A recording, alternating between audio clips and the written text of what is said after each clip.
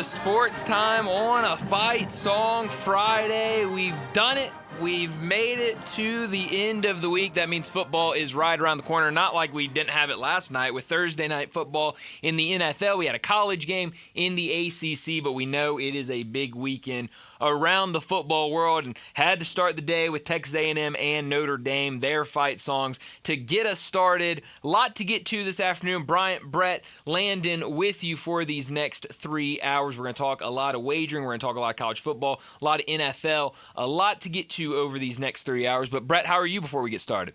I'm doing well. Goodbye to Texas University, and wake up the echoes and shake down the thunder for Notre Dame. Poor Texas A&M. They like to say goodbye to Texas University. Right. Yeah. And they said goodbye, and then they had to say hello again. Yes, yeah. Welcome back, I guess. I think the Beatles said, you say goodbye and I say hello. Right. Yeah, it's a good song, by the way. That's real good. Should have started it. Could have added that to the, well, to the intro. Yeah, might as well.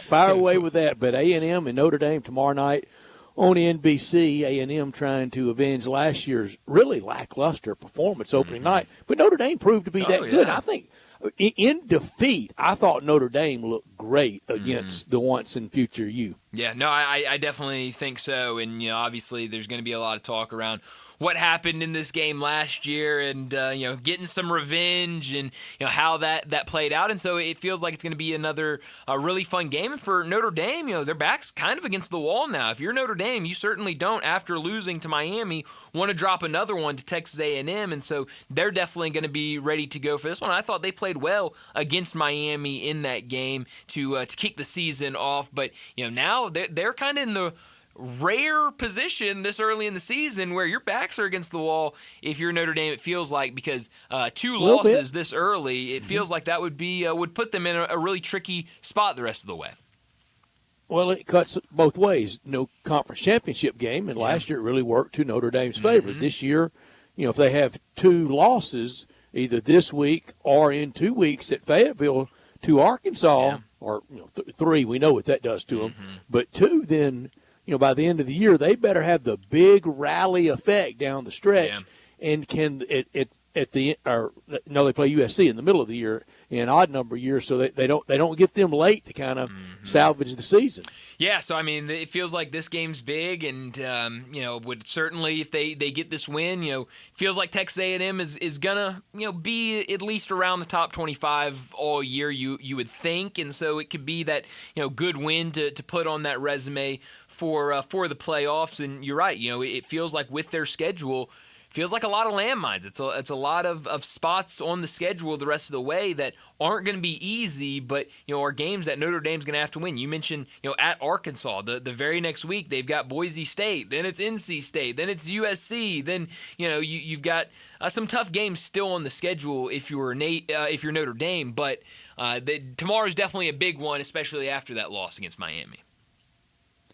They can take one more ding. I think Notre Dame at 10-2, and not just because of what it does with TV. Sure. I think it probably would be meritorious. I did not have Notre Dame in the preseason in my college football playoff. They should be glad. Yeah, I think so. My college football playoff. I think goodbye to Kansas State, don't you? No, definitely. Yeah, Kansas State has and it just adds to what everyone's been talking about, the Ireland curse. The team that loses in Ireland, they have a bad season. Is that a thing? It's a thing. I mean, you go back and you look the last however many years, the team that loses in week 0 against Ireland, they have a bad season, and usually, sometimes it means the coach is gone. I don't know if it's every year since they've started in Ireland, but the past 2 or 3 years, all of those teams have had bad seasons. Yeah, and I was telling Landon, we were listening to A&M's great fight song, and to watch their band do it, and the choreography and synchronicity and just the performance that band puts on. Their first SEC league game was in Oxford in 2012 when we still didn't know how to pronounce Johnny Manziel's name. We soon learned. Oh, yeah. And to see them and to see how happy they were to be in the SEC and liberated from UT, and to watch that band perform.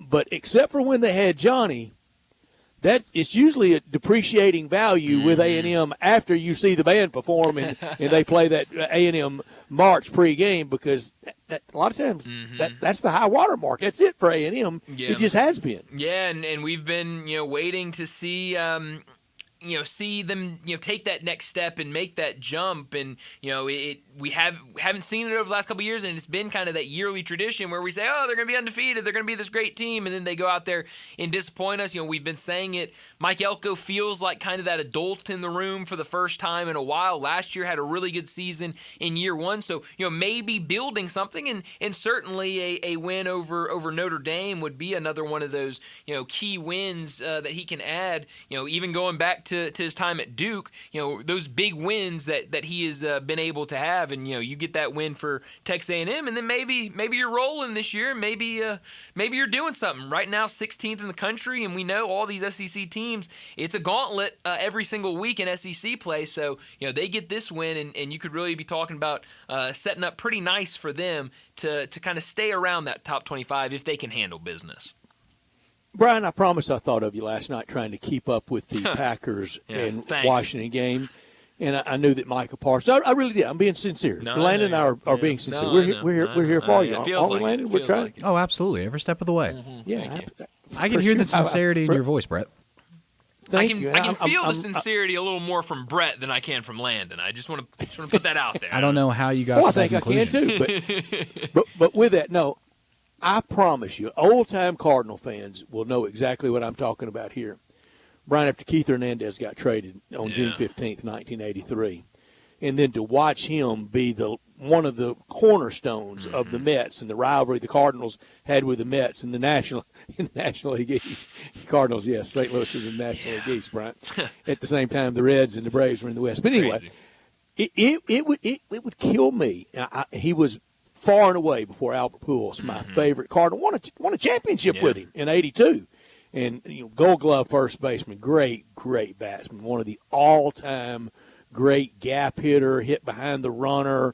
That guy get on, you could count on him driving. You count on him, Keith Hernandez, driving in that runner, and to watch him celebrate in '86 with the Mets when they won that 7-game thriller, epic, maybe the best postseason with Angels, Red Sox in the AL, and Astros, Mets in the National League we've ever had in baseball. Every game, every series was epic. And to watch him celebrate, I watched it, and I would just slink down further in my chair.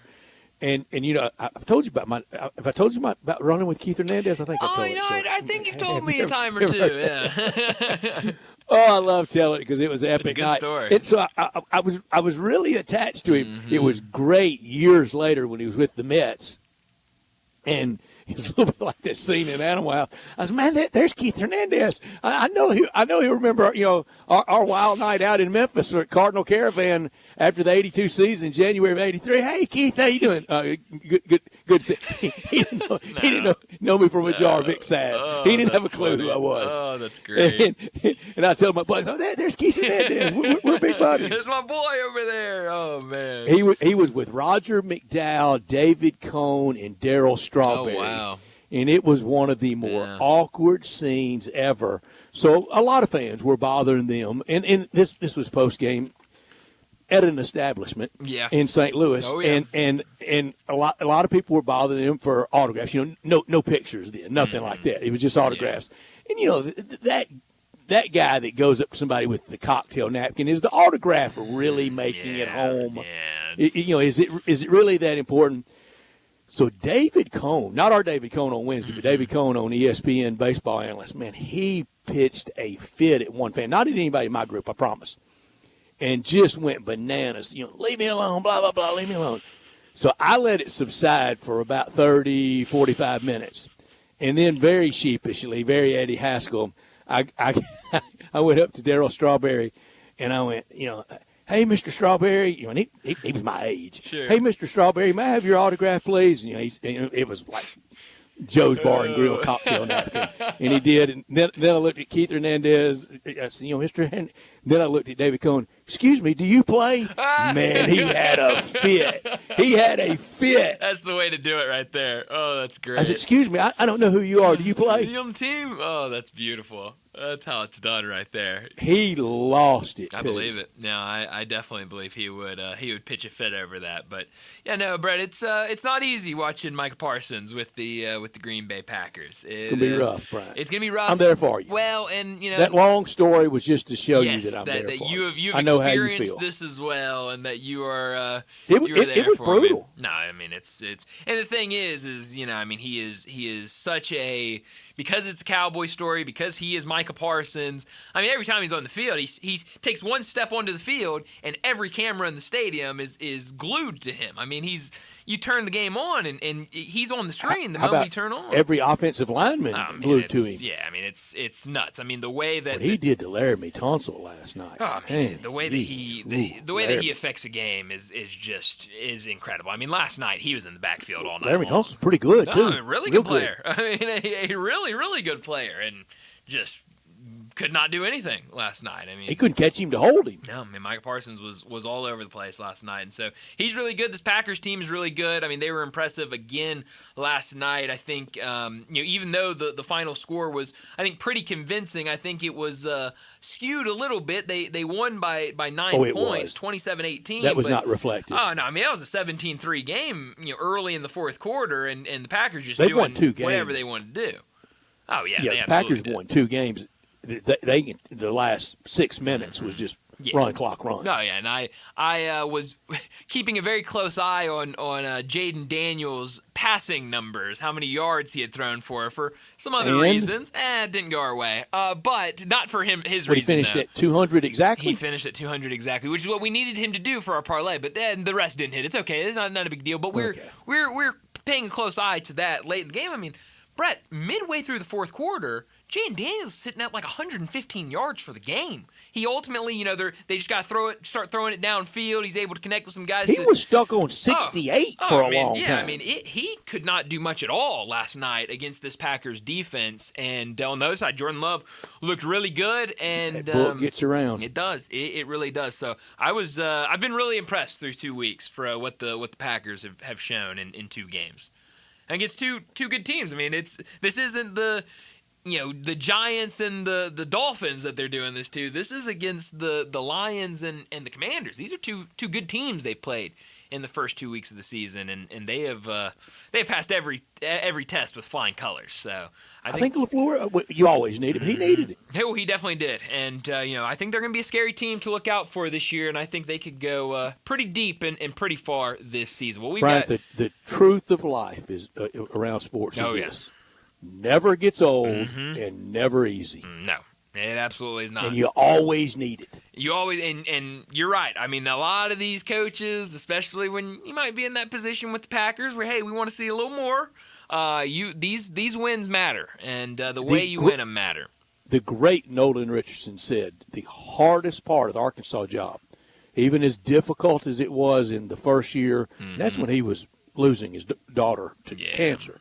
He said very difficult, going 12-16, then building the program. But he would always say, feeding the monster after winning it all was the hardest part. I believe that. I have no doubt about it. But we've got a lot to get into this afternoon, a lot of college football, a lot of NFL. So let me set it up before we get to top and not top story of the day. 3:30, Alan Bell from Driving the Line. He'll join us. We'll talk some wagering with him. We'll focus more on the NFL with Alan, but we will get a few of his favorite college plays for the weekend. 3:45, we'll talk Tigers and Troy. A big game tomorrow morning for the Tigers, the second road game of the season for Memphis, but we know what that line's looking like right now, and we know what's on tap next week for the Tigers against Arkansas, so got to get the job done this week against Troy to set up what could be a really fun one next week against Arkansas. 4 o'clock, Bruce Marshall from Vegas Insider and CBS Sports. He'll join us. We'll focus more college with Bruce Marshall, but same thing, we'll get his NFL plays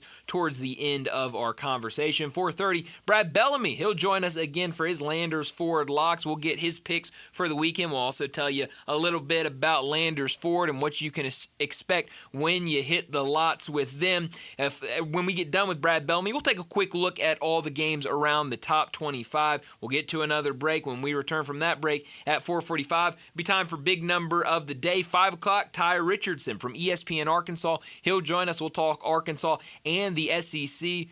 He set a North American land record cleaning his plate at lunch day. I said, man, you must have been starving. Well, that doesn't surprise me. It was the happiest plate you'll ever see. You did everything but lick the bowl. He had to get down to Oxford. A lot of golf yesterday. Well, in Oxford. He traveled yesterday. That will do it as well. So and he's kind of doing the Sportstime trip these 2 weeks down in Oxford against Ole Miss. Property Memphis taxes around next here. Week. I mean, he's hitting all golf of, in Oxford, golf in Memphis next Friday. Yeah, he's getting it all in these 2 weeks. I think playing next Friday with the great Drew Barrett. All right, so that sounds like a lot of fun. But we'll talk with Ty about Arkansas. We'll talk about this game tomorrow against Ole Miss. We'll talk about everything going on in the SEC. We'll do that at 5 o'clock with Ty Richardson. 5:30 will be time for our First National Bank and Trust Friday football forecast. We'll get to all of our picks in that segment, and then at 5:45 we'll wrap up today's show like we always do with Moe's Crunch Time. We're in our Family Leisure studios where family and fun come together, and right now it's the world's biggest spa sale only at Family Leisure. Spas starting at $29.99 and spas and swim spas now up to 30% off. The floor model specials, they're out as well, and get a cold plunge. Those cold plunges starting at $49.99. They're still offering that free umbrella with a purchase of select patio furniture sets, and the swimming pool clearance pricing, it's going through the end of October. Buy now and save on that price increase. Don't forget about the special financing. It's available, but only at Family Leisure, 2120 Whitten Road, just north of I-40. We are Sportstime. We're with you until 6 o'clock live and local. We want you to be a part of our show by texting or calling 901-360-8255. That's the Sissy's Log Cabin text and talk line. All our guests will appear on the Sissy's Log Cabin guest line at 901-360-8255. Produced by Landon Schmidt. He's Brian. I'm Brett. Hit us up at the text and talk line. We're with you until 6 o'clock, and we are always in our Family Leisure studios. Even with another commercial firing, we're always in our Family Leisure studios. That's okay. It happens. We're making a transition into new stuff in that control room that I couldn't begin to explain, but it sometimes happened, doesn't it? Yeah, I guess so. But we soldier on. We're in our Family Leisure studios. As always, I'm on the road in Oxford, but always from our Family Leisure studios. And this hour brought to you by Lexus of Memphis at 2600 Ridgeway and online at lexusofmemphis.com. That got the whole building moving, didn't it? Yeah, sure did. Great offers on all 2025 models and always special leasing options. Drive in luxury and confidence knowing that every new Lexus comes with complimentary first and second maintenance services. Call them at 901-334-9673, but they want you to stop by the only Lexus dealership in Memphis at 2600 Ridgeway, and that's where you can put yourself in the driver's seat of the all-new 2025 flagship LS500, and you'll be looking and you'll be driving in style. When you purchase a Lexus, you get top-of-the-line engineering and design, and they make for the luxury driving experience. Online at lexusofmemphis.com. Experience amazing at Lexus of Memphis. Top story of the day. Well, my top story of the day, it is the day of college football that we have tomorrow. Some big-time matchups and some important games, even though we're only in week 3 of the season. But we talked a lot this week with Memphis facing Troy of the first half that Troy gave Clemson, how Clemson hasn't looked very sharp this season. Now they've got a road test this weekend in Atlanta against Georgia Tech. How do they play on the road? This Georgia Tech team that we've been talking about for the last couple of years with Haynes King at the quarterback position. They've been a fun team to watch and a really impressive team. Can they pull the upset at home? Alabama back playing a Power 4 opponent after putting 73 points on the board last year at home against Wisconsin. You've got the big game, Georgia and Tennessee, South Florida and Miami. That game on the CW. How about the CW getting a top 25 big-time matchup? I mean, right in the middle of a Dawson's Creek reunion, isn't it? It's beautiful. Only on the CW can you get all of these random TV shows and then a top 25 matchup in the middle of the afternoon. Arkansas on the road against Ole Miss. Florida, how do they respond after losing against South Florida on the road against LSU? The fight songs that we had bring us in today. Texas A&M and Notre Dame, a big one that I hope people tune in for because I think it's going to be a fun game. Vanderbilt and South Carolina, a ton of big-time games, and a lot of them having to do with the SEC as we're really starting to get. We had a couple of conference games last week in the SEC, but now really getting into that conference slate in the SEC. The Tigers on the road against Troy. Feels like it's going to be a really fun Saturday. It will be. My top story, to be 3-0, to get to 3-0. The Tigers want that, and I think they should easily achieve that on the road, kind of on the plains at Troy, not at Auburn, but at Troy. Come on, this should be easy, shouldn't it? But if it's not, then the Tigers aren't that good. This should be easy. And then, the next week you get Arkansas. Arkansas, they want to get to 3-0. They're at Ole Miss. Ole Miss sure wants to get it 3-0 playing the Razorbacks at home.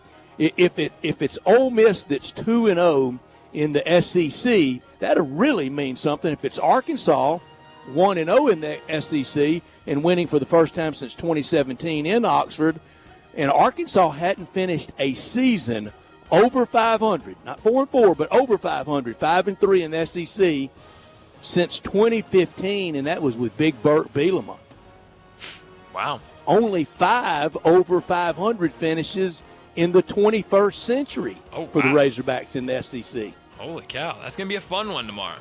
Not top story of the day. Well, my not top story of the day, if my top story was tomorrow with college, my not top story, it's got to be Sunday with the NFL, where we kind of talked earlier this week that, we're starting, especially in college, 2 weeks in the book. Some of these teams, they've played 3 games, the teams that played in week 0. We're starting to learn who these teams are, and this weekend in the NFL, we'll kind of start learning who these teams are in the NFL. We saw all of the scores and all the games from week 1, but I said it earlier this week, I don't want to overreact to some of these week 1 games because very early in the season, a lot changing with some of these teams, but another week in the book, we will really get a look at what these teams look like. The Giants last week couldn't really move the ball against the Commanders. How do they look in another divisional matchup against the Cowboys? The Lions that got beat down by the Packers in week 1, now they're at home against the Bears. Can they bounce back and get a big win against the Bears? You got some big matchups in the afternoon like Seahawks and Steelers, where Seahawks had an opportunity to beat the 49ers last week. Steelers got that wild win. Eagles-Chiefs. Can the Chiefs respond after losing game 1 in Brazil? Sunday Night Football, 2 young quarterbacks in Penix and McCarthy. So a really fun Sunday in the NFL, and we'll start to learn more about these teams. My not top story, I'm going to stay with college. It's A&M at Notre Dame. The fight songs that brought us on the air today. Notre Dame 0-1 with a week off after losing to the once and future the Hurricanes. A&M never wins this kind of game, do they? It would really help an SEC profile that I think needs a little help for the Aggies to go up to South Bend and win. Yeah, I think you are absolutely right. But that'll do it for top and not top story of the day. Let's get to our first break. And when we return, we're talking some wagering with Alan Bell. Add a little fun to your lunch break. Join Johnny Radio for Sports 56 Happy Hour from 11 to 1 every weekday on Sports 56 and 98.5 FM. Air. We breathe it naturally. Simple, right? Not so fast. The air you breathe could be hazardous to your health. Don't guess. Be sure with a phone call to the Memphis Mold Inspector, the only licensed mold assessor in the Mid-South. Call the Memphis Mold Inspector to check the air quality inside your home and office. Protect babies, pets, new homes, old homes, employees, friends, loved ones, and you. Just call 901-292-7788 for clean air and peace of mind. 901-292-7788 for the Memphis Mold Inspector. With Progressive's Name Your Price tool, you get coverage options based on how much you want to pay for car insurance. And then you decide how to spend the rest of your money, because you're in charge. Today, you're going to pay down your credit card bill. But you decide when you'll pay it. Before the due date, so those interest charges don't get you. But you decide if you pay it in full. But you definitely should, because again, interest charges.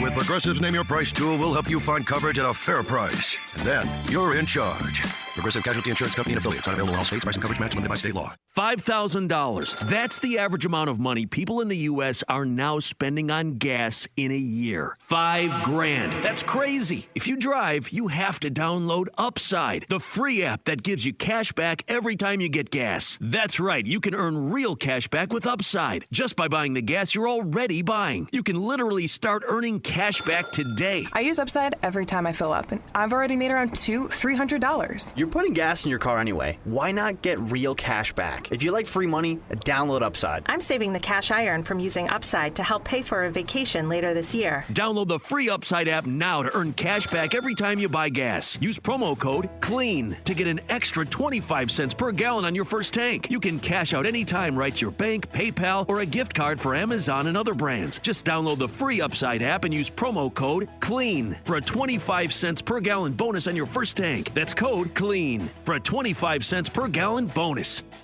Ken Garland, you are in your 72nd year of business. Your son William is now joining you. What do you think is the key to your longevity in the building business? My dad started the business in 1965, and I think being on the job sites daily and being accessible to homeowners has been a key to our success. You guys have a work ethic, as you like to say. You're not hiring people to be on the site. You guys are there every day. We interact with the subcontractors multiple times a day on each job site. I think that has been a key, as well as using the same subcontractors 20 plus years in most cases. When you talk about materials, what is the first thing you're thinking about when somebody comes to you to build a home? We're just trying to meet the expectations of the client and the homeowner and the architect and give them what their dream is. When you get a Ken Garland home, what do you guarantee? We'll be there after the job is finished. We're still accessible to all our clients. Now I need to know, how do I get a hold of Ken Garland? You can reach us at kengarland.com. Ole Miss Rebel Yell is back. The Rebel Yell Hotline Radio Show is back on WHBQ Sports 56 and 98.5 FM. Every Monday night at 6, hear the latest news on your Ole Miss Rebels with Yancey Porter with 24/7 Sports, former Ole Miss defensive tackle Mike Fitzsimmons, Gordon Ford covering SEC Sports Call, and former Ole Miss baseball announcer Gary Darby. From kickoff to free throw to extra innings, your Ole Miss Sports on the Rebel Yell Hotline Show right here Monday night at 6 on Sports 56 560 AM and 98.5 FM, your Mid-South sports station.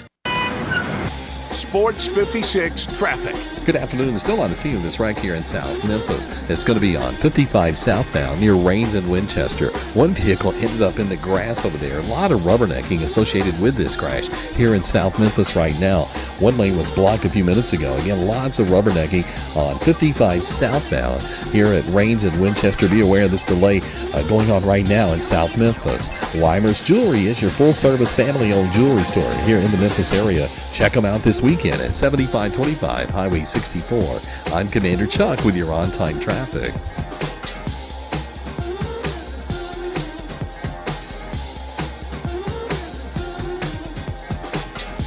Now back to Sports Time on Sports 56 and 98.5 FM. This hour is brought to you by Lexus of Memphis. Here are your hosts, Brett Stats Norsworthy and Bryant Dacus. Welcome back into Sports Time. Bryant and Brett with you, and we got to talk some wagering, and we start with the NFL, and we start with Alan Bell from Driving the Line. Alan, thanks so much for joining us. I know a lot of games we want to get to this weekend, both in the NFL and college, but let's start with what happened last night with the Packers. Now 2-0, and I think two really good wins. Beat the Commanders last night and really dominated the Commanders all night long. And then the week before, a big-time win against the Detroit Lions. What have you made of the Green Bay Packers so far? Man, first off, appreciate having me back. And, yeah, dude, I mean, look, you couldn't ask for a better start, right? Like, not only are you 2-0, you're looking sharp. You got Micah Parsons getting better by the week. And one of those wins is a divisional win against the Lions. Like, the Packers are sitting pretty, man. Those are two playoff teams already that they beat. And what a great start for them in that report. I got some more good news for them. They do have to go on the road for the first time next year to play the Browns.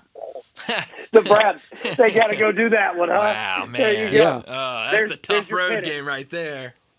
But if you got to go to Cleveland, wouldn't you rather go on the 21st of September than the 21st of December? No kidding. Oh, Lord, yes. Yeah, absolutely. You'd absolutely want to do that. All right, well, you mentioned Micah Parsons. Let's get to some of these games. Let's start with his old team, the Dallas Cowboys, a 5.5-point favorite against the Giants. I thought, like, Alan, I think we talked about it last Friday. As a Cowboys fan, I was hopeful. I was a little impressed of what they showed against the Eagles last Thursday hung night. that moral victory flag last week, I did. Alan. I'll be honest. I actually did. I had fun watching the game. The big MV flag flying over Brian. That's right. It's not a great flag, but it is a flag that I waved after last Thursday. But this game, Dallas 5.5-point favorite, the total at 44.5. What do you like here? You know what? I'm going to join you. I love Dallas this week. I'm with you. I thought they played fantastic. I mean, they just went up against the buzzsaw, right? The Chiefs are going to find out as long as, a lot of other teams do. But look, I think that, when you look at football, whether the game or from a betting angle or whatever, your biggest jumps come from week 1 to week 2, right? So I think that you're going to see a Cowboys team excited and motivated, right? Off of, it was a loss. Nobody wants to lose, but, we can walk and chew gum at the same time. There's a lot of good things to take away. And I think the Giants, look, Jackson Dart, I want him to be able to sit for a year because I'm excited about this kid. But, buddy, his time might be coming faster than it. Yeah, I just don't know how long Russ has. You got Jameis there, but Jackson Dart, man, you're going to start seeing more packages and more packages with him. But, yeah, Cowboys for sure. Yeah. If Jackson Dart was a big league baseball player, position player, it would be late innings and somebody would say, grab a bat and get loose. Yep, 100%, man. He's getting ready. He's getting ready to pinch hit. Yeah. Another team that got, and I mean this seriously, and I talked about it early in the week, Alan. I thought there were a lot of moral victories around the NFL last week. Some teams that lost, but they gained a little something. I thought the Titans came out of that okay. Now, Sunday, they will be at home for the home opener of the year, and they are a 5.5-point underdog to a Rams team that a lot of people think can be around at the end. And this was once the Titan Super Bowl they were in, the Rams and Titans. It was the Kevin Dyson special right there. Man, I'll tell you this. Yeah, it was, man. The Titans are in that category. And give me the Titans outright. Whoa. I don't even want the 5.5. I want the outright, and I'll tell you why. I love Sean McVay, Matthew Stafford, all the Rams, right? They're a fun team to watch. I respect the way they go about it. But Matthew Stafford didn't play or practice all preseason. Now, they won in week 1, but let me tell you, it wasn't an offensive explosion. It looked like a 39-year-old quarterback with a back injury, right? The Titans' defense is better than people think that it is, and not only did the Titans' defense hang in there and the team as a whole hung in there, they did it despite having a crazy amount of penalties, right? They're going to clean that up. I'm telling you, I think the Rams are going to come in early game, 10 a.m. body clock for them. This is a bad matchup for the Rams. I'm telling you, it's a bad matchup. Give me Titans. Alan, please don't go straight up with the Titans ever again when I'm trying to swallow water. It went down the worst pipe you can have, and I almost hurled trying to save myself. Hey, who were you? It's a living danger. Yeah, that's right. Yeah. What was the 39-year-old quarterback you were talking about? Stafford? Yeah. Now, Joe Flacco is playing at 58 years old. Yeah, he is. The thing, though, and I'll say this, anybody who's ever had a back injury, man, you don't fix that. You just deal with it, right? That Flacco's is the truth. It is, man. And you know what? You could tweak it and not do anything. You could just wake up and your back is stiff, man. You just deal with it. Unless you have surgery, and they ain't having surgery because that ain't good. So you can ride in a car wrong, and it goes out, and that's what sent Larry Bird to retirement, was just a wreck back. You're right about that, Brian. Throw a game in. Yeah, definitely. I'm curious, Alan, your thoughts on this one. Two teams that a lot of people talked about this week, and some history there. I don't want to call it bad blood by any means, but Bears and Lions. We know Ben Johnson was with the Lions last year as their offensive coordinator. Now a lot of people questioning this Lions team because of what they showed last week against the Packers. Right now, Detroit a 6.5-point favorite at home. The total at 46.5. What do you like here? Yeah, let me tell you. Speaking for a Bears fan and a Lions fan, they don't mind calling it hate. You're all good. Like the NFC North's not afraid of it. No. That's true. Yeah, let me say this. Look, man, you know what? Chicago. Yeah, they had Minnesota come back on them, but I thought for a first game, they looked better than I thought that they would. But let me tell you. Another moral victory last week. It was a bunch of them. I agree. The Browns against the Bengals. I completely agree. Here's the problem. The Bears and Ben Johnson want to win this game badly. The Lions have to win this game. Give me Detroit. If Detroit loses to Ben Johnson after that start, all hell is breaking loose in Detroit. So I'm just going to say it. The Bears want to win this game. Dan Campbell has to win this game. Bet with Detroit. They're going to score as many points as they can. They have to. They absolutely have to. No, you're definitely right about that. Last week, the Colts, they looked really good against a Dolphins team that I don't think many people are very high on. Now this week, they're at home against a Broncos team that got the win last week, but didn't look great against the Titans. Right now, Denver on the road, a 1.5-point favorite, the total 43.5. What do you like here? Yeah, give me Denver here. And look, that's not a shot at Daniel Jones or the Colts. What an absolute performance they had in Week 1. And you want to talk about the opposite of a moral victory? The Miami Dolphins are in the worst place in the NFL. That locker room's dead. It was the same problem they had last year. They clearly didn't fix anything. But, yeah, speaking on this game, give me Denver here. I think that Denver, they didn't play well against Tennessee. And Sean Payton, he's kind of known for letting people know how he feels and what his opinions are, as he should as a coach. And I think the Broncos step it up, and the Colts might have a little regression back to the mean this week. Sunday afternoon at 3:25 on Fox, Super Bowl 59.5. Eagles against the Chiefs, but this Super Bowl's at Arrowhead, and it's the Chiefs 0-1. They still have Patrick Mahomes, but Mahomes versus Jalen Hurts, good stuff. Who do you like in that, Alan? Oh, I like the Eagles here. Let me tell you, this is a bad matchup for Kansas City because, trust me, man, Philly, yeah, they did it in the Super Bowl. They're going to want to do it again. You're the Chiefs. Hey, all those rings, you know what that means, buddy? You got target on you at any time. And I think that Philly's going to come out and want to prove a point again. And the Chiefs offense, have we seen this? It's 4 yards at in. They can't even throw deep. So, look, a lot of people have lost money fading the Chiefs.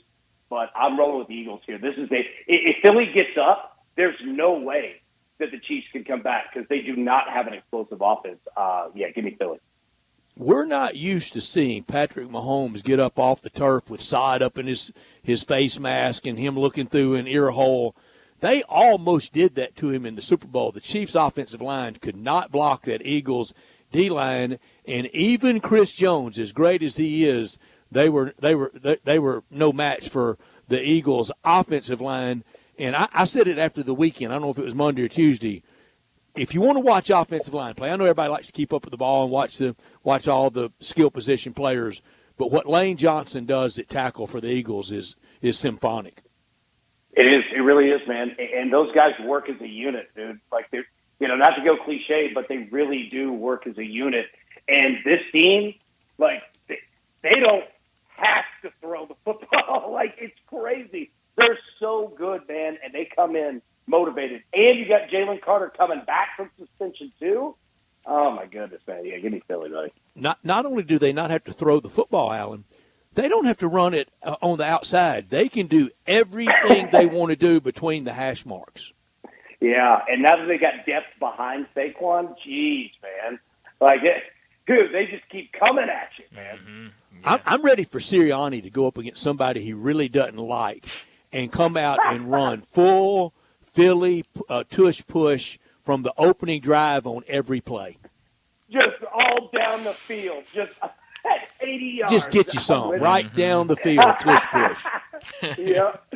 Set a tone. Jeez, that'd be something. Sunday Night Football, two young quarterbacks. I think two young quarterbacks that a lot of people are excited about. Two young quarterbacks that are familiar with each other because they saw each other in a national championship a couple years ago when Michigan beat Washington. But Falcons and Vikings, Minnesota right now a 3.5-point favorite. The total at 44.5. What do you like in Sunday Night Football? Yeah, Vikings and Falcons. Get into the Falcons here, man. Look, and that's nothing against the Vikings. I love what they did, but there's going to be ups and downs with J.J. McCarthy, and he's a dog. Do not question this guy's ability. He is a stud, has a national championship for a reason. But, that moral victory category, I don't know if we put the Falcons in it because they looked even better than that. Like, they just lost in a very tough game to a very good Bucs team. But this Falcons team is for real. And I think Michael Penix and that offense are going to get it going. Give it the Falcons here. I'll roll with it. All right, Alan, real quick, give us 2 or 3 your favorite college plays. Yeah, absolutely. So tonight, one of them, Colorado and Houston, over, I think, 44 and a half. Absolutely love that one. And I hate to say it, go ahead and roll with Georgia. Take them -3.5. These are two young teams, but I'll tell you this. If you don't want to play that, play the over. These are two very young defenses. There's going to be a lot of points scored in that game. I like that. I like that a lot. It feels like that one's going to be a really fun game. Any thoughts on A&M and Notre Dame tomorrow night?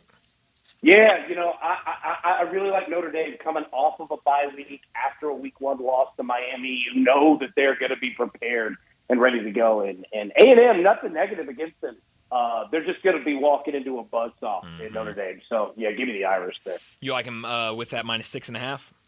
Yep, absolutely, man. Anything under 7, take it. Yeah, I like that as well. Well, Alan, as always, thanks so much for joining us. Enjoy this weekend. Good luck to you, and we'll talk to you again next Friday.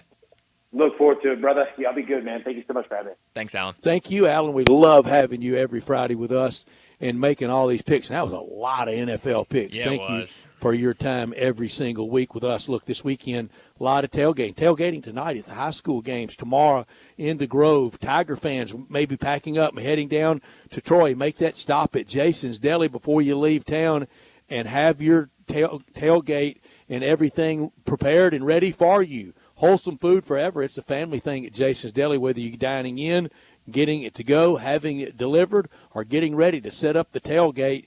They'll have it ready for you. Healthy, first franchise in the nation to be trans fat free. They were on the health kick before it got cool. They just knew it was the right thing to do. And it's all about choice at Jason's Deli. Regardless if you seek a gluten-free menu, vegetarian sandwiches, healthy kids meals, or if you'd like to invent your sandwich, feel the build your own, you will be delighted at Jason's Deli at any of these great locations. I promise there's one close to you in our area, like over across from MUS at Park Place, at Poplar and Highland by the University of Memphis, down in Olive Branch, out in Cordova, and complimentary free ice cream in all those locations, even on these hot September days, catering anytime, anywhere, and in every one of the locations, that great salad bar with over 30 items for you to prepare your salad however you would like. If you'd like to order off the menu, you can, like the Mesa chicken salad, the nutty mixed-up salad, my favorite, the taco salad, and we will soon be into my favorite time of the year at Jason's Deli. But it's got to get out of the 90s for me to get in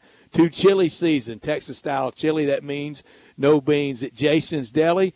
Catering anytime, anywhere, all the great locations that we have at Ridgeway, at Poplar and Highland, Olive Branch, and Cordova. And always, you can go online to jasonsdeli.com. Well, we need to get to another break, and when we return, we'll talk a little bit about the Tigers matchup tomorrow morning against Troy. We'll do that next on Sports Time. Broadcasting from the Family Leisure Studio, we are Sports 56 and 98.5 FM. Step up your wings game at East Coast Wings & Grill. With over 60 wing flavors and 7 heat indexes, do you have what it takes to turn the heat on your wings up to insanity? East Coast Wings & Grill is family-friendly with a large variety menu to satisfy the whole bunch. Sign up today for their loyalty program and taste the rewards. For every $1 you spend, you collect a point. Earn 100 points and receive a $5 reward. Next to Lowe's off Highway 64 in Bartlett, come try America's best wings at East Coast Wings & Grill. If you're thinking of selling your home, think of me, Shell Dunn Rosengarten with Marks Bensdorf, because I've got the tools. No, I can't fix anything around the house. Heck, I never even finished my shoe shine kit in high school shop. And if you play golf with me, you'll see why I'm known as the worst golfer in town. And they call me Mr. 3-Putt or Sheldon the Shank. But I have all the tools to get your home sold. I have a highly successful strategic marketing program that can mean the difference in what you make and when. and I'm part of a nationwide relocation network that provides many more transferred buyers coming into our market. Always interview 2 to 3 brokers. Make sure you include me, the bald, bad golfer who people say when you want the job done, call Shell Dunn. Reach me at 483-0546 or memphisrelocate.com. That's right, my website says it all. memphisrelocate.com, or anytime call me at 483-0546. With Progressive's Name Your Price tool, you get coverage options based on how much you want to pay for car insurance. And then you decide how to spend the rest of your money, because you're in charge. Today, you're going to pay down your credit card bill. But you decide when you'll pay it. Before the due date, so those interest charges don't get you. But you decide if you pay it in full. But you definitely should, because again, interest charges. With Progressive's Name Your Price tool, we'll help you find coverage at a fair price. And then you're in charge. Progressive Casualty Insurance Company and affiliates. Not available in all states. Price and coverage match limited by state law. When you're hiring, have you ever felt like you're missing out on meeting great candidates? Well, they're not hard to find when you go to ZipRecruiter. ZipRecruiter helps 10 million people with their job search every day. People who are actively looking for jobs like yours. So it's easy to find the right person fast. 4 out of 5 employers who post on ZipRecruiter get a quality candidate within the first day. Try ZipRecruiter for free at ZipRecruiter.com/free. That's ZipRecruiter.com/free. If you need glass replaced, there's only one name you need to know. Binswanger Glass, the largest full-service glass company in the U.S. They've been an industry leader for over 145 years. For all your residential, commercial, or auto glass needs, Binswanger Glass is the name you need to know. 24-hour emergency service for all commercial customers, plus a nationwide warranty on all professionally installed glass. Visit Binswanger Glass in Midtown at 340 South Hollywood across from the Liberty Bowl. Visit binswingerglass.com. Binswanger Glass. Now back to Sports Time on Sports 56 and 98.5 FM. This hour is brought to you by Lexus of Memphis. Here are your hosts, Brett Stats Norsworthy and Bryant Dacus. Welcome back into Sports Time. Bryant and Brett with you. We got to talk a little bit about the Memphis Tigers and their matchup tomorrow against Troy. On the road, 11 a.m. You can watch it on ESPNU. The 2-0 Tigers taking on the 1-1 Troy Trojans. But we know what that 1-1 looks like. It was a win over Nichols to start the season, and then it was a loss where they were up big early against Clemson. And then the second half, it was all Clemson. So, Brett, what do you expect to see tomorrow for the Tigers in this matchup against Troy? When we do our picks, I'm picking a route. As I said in my top story, I don't know why people are scared of this. I think the Tigers are really good, and they'll go hammer Troy tomorrow. Yeah. I'll be honest with you, and I'll probably repeat this again because this is how I've kind of started every conversation I have about this game. I'm worried about it, but it's not as much about Troy as it is kind of the makeup of this game. It just feels like a bad spot. Because I had some buddies texting me on Saturday, and this is in no means is meaning to run down Troy by any means. But, I had some buddies texting me when Troy was up big against Clemson last week, and they're, oh, man, I'm terrified for next week. Now, I was going, guys, they had a long weather delay. It's been a weird game. They've turned the ball over a couple times. They're not playing well. I think this is a lot more on kind of everything around the game and Clemson than it is on Troy. But you look at this game, 11 a.m., early morning game on the road the week before you host Arkansas. It just feels like that spot where you might not be as focused on Troy and more focused on Arkansas, and you go out there, you have another one of those slow starts, you get from behind, and maybe it becomes too much to come back from. But I do think Memphis gets this win tomorrow. I just think, from what you're saying, I'm thinking it might be a little closer than what you think, and I certainly hope you're right. And maybe, Brett, if you're talking about 18 to 25-year-old kids and overlooking opponents to think about that SEC team that's going to be at home next week, maybe seeing Troy go up so big on Clemson, maybe that gets them locked in and going, okay, this is a legit team. We need to be laser-focused for this one or we'll lose. And I'm getting this from this morning. Very sharp caller to Greg and Eli this morning on these very airwaves said, it's nothing new about Brendan Lewis going to Troy. He was there last year with Nevada. Yeah, no, it's a good point, and I think I think and won. Yeah, I think the other day, I think Barry McKnight pointed that out with us as well. That they know a couple guys. He might not have mentioned Brendan Lewis by name, but kind of mentioned there's a couple guys on this Tiger team that played Troy last year and had success against it. So no, I mean Brendan Lewis, this ain't gonna be anything new. He kind of has the book on them, and I definitely. I've been impressed with what I've seen from him, and certainly, brings a lot to this offense with what he can do with his arm and with his legs. How about this? When he played Troy last year on the road at Troy early in the season, 17 for 20, 158 yards through the air, 2 touchdowns, no interceptions, and added 34 yards with his legs. So pretty good day for Brendan Lewis against Troy.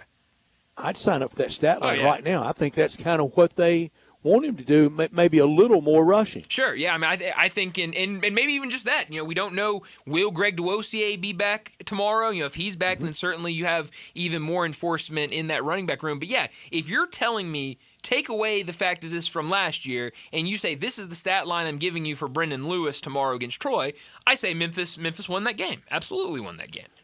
We started with Fight Song Friday today, didn't we, with Texas A&M and Notre Dame. You know who else has had Fight Song Friday today? Who's that? Wrigley Field played the A&M War Hymn, and then on the organ. Really? The organist at the stadium, and then the Notre Dame fight song. Really? At Wrigley Field today. So they stole it from us. I need like a percentage of like ticket sales or something. I think they did it after we did it. I'm looking at the timestamp from Billy Lucci at the TexAg's site. Yeah. And, Holy cow. And a lot of Aggies, and everybody's onto that from the SEC. I think it was Georgia first. Mm-hmm. And when you have that game during baseball season, and it's on Saturday, of course, but do Wrigley big on Friday night. Yeah. Georgia took over the place, and then had a lot of people at the Bear game one year when they were able to do the trifecta. Wow, yeah. I mean, that is. I thought you just wanted to point out that there was an afternoon baseball game today. I was all for it. Like, yeah, let's talk some afternoon baseball. I did not know that that the Cubs are stealing our material. I mean, good Lord. Yeah. What's going on? Cub organist. Do we know the score to that game? Did the Cubs win? We do know the score. It is 6-4, bottom of the 8th. Cubs over the Rays. All right. First final of the day. I think it should be easy tomorrow, but after I just said it was never easy. Yeah, I mean, look, I think if the Tigers go out there and they can put 4 quarters together, then I think it probably should be easy. It's kind of what we've talked about with a lot of these teams. Still very early in the season, some of those slow starts, kind of getting behind a little bit. And, I keep going back to what terrified me the most when we talked with Barry McKnight the other day, talking about their running back, top 10 in the country in yards after contact, and the Tigers missing 14 tackles last week against Georgia State. You got to clean that up, and I'm sure I'm not the only one saying that. I'm sure Ryan Silverfield went in there on Monday and said, maybe even Sunday, and said we had way too many missed tackles by this defense. We can never have that happen again. And so I think that defense will look a little more sharp this weekend against Troy. And I think you're right. I think we're going to be talking about an undefeated Memphis team hosting Arkansas next week, and what will be a big marquee game for the Tigers. It could be hot tomorrow in Troy. It's going to be hot at a lot of places. And at Mizzou, they're moving kickoff up because of predicted high temperatures being very hot. What are we doing? How about that, Brett? It's too hot? It's too hot. This is, the next step of, there's lightning 5 miles away from us, but there's not a cloud in the sky here. 2 weeks in a row, we've moved a time up. Yeah. It's crazy. I mean, I never see something like that. That's hard on people. Oh, very hard on people. And, I mean, at least this was at least a day before. The Georgia one was that morning. And you're on the fly. I mean, it was, hey, we're moving the game up a couple hours. Get ready for it. And it was like, oh, okay. Well, nobody was prepared for that, but I guess we'll do that. That's fine. So, yeah, Missouri moving that up. So I guess in the league, they just will not make LSU play. No, definitely anything other than cozy kickoff times. Of course not. Of course in September. Not. Yeah, no, definitely not doing that. Yeah, the high. Like it's any hotter in Baton Rouge than it will be in Columbia tomorrow. And we're talking about the 13th of September. I was about to say, 4th of July. I wanted to go and look at what the temperature was before I said this, because I certainly, obviously there are definitely, issues with being out in extreme heat, and we've even seen that here locally with a high school athlete. So I definitely, if we're getting in the triple digits and getting in the teens of the triple digits on the playing surface, then yeah, I completely understand that. But the feel tomorrow, around the time of that game, they're moving it up to 1 o'clock. I think the actual start time was 2:30. It was like 94 degrees. I mean, where it's not like which is hot, and it's hot, those players out there with sure. equipment on, but they've been out there in it since August. Yeah, I expected when I saw that it was like 115 on the field, feeling like or feels like 103 in Missouri, and that is just way too hot. But there's gonna be a lot of places tomorrow that's gonna be. We're in not the talking about 90s. playing in Riyadh, Saudi Arabia. No, exactly. That's the. I mean, I would love somebody. I'm not gonna do it. I would love for someone to go tomorrow and just count all the games that are being played where the temperature's in the mid 90s. Right.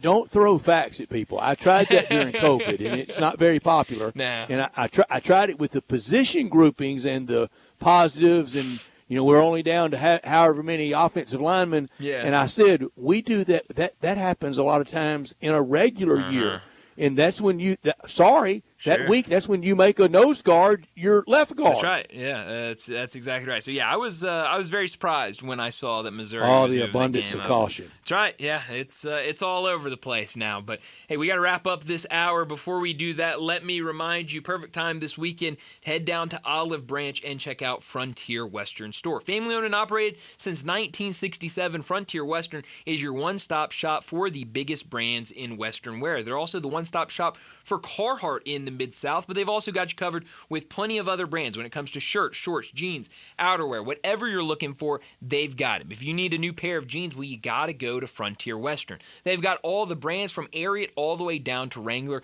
and you'll love how easy it is to find the perfect size and style for you. And while you're down there, check out Frontier's world-famous boot showroom. Whether it's work boots or dress boots, Frontier has you covered for the entire family with proven in-stock classics like Ariat, Dan Post, and Durango, and that's just to name a few. Frontier Western Store, they all their prices are lower than online and chain stores, so you'll be getting the best deals. Head down to 5880 Goodman Road in Olive Branch and check out the entire selection. Open Monday through Friday, 9 a.m. to 7 p.m., and Sundays, 1 p.m. to 6 p.m. for Frontier Western Store. Well, let's get to a break, wrap up this first hour, and when we return, we're going to talk some more wagering. We'll focus more on the college side of things, but we'll still get some NFL picks. That's because Bruce Marshall from Vegas Insider and CBS Sports, he joins us next.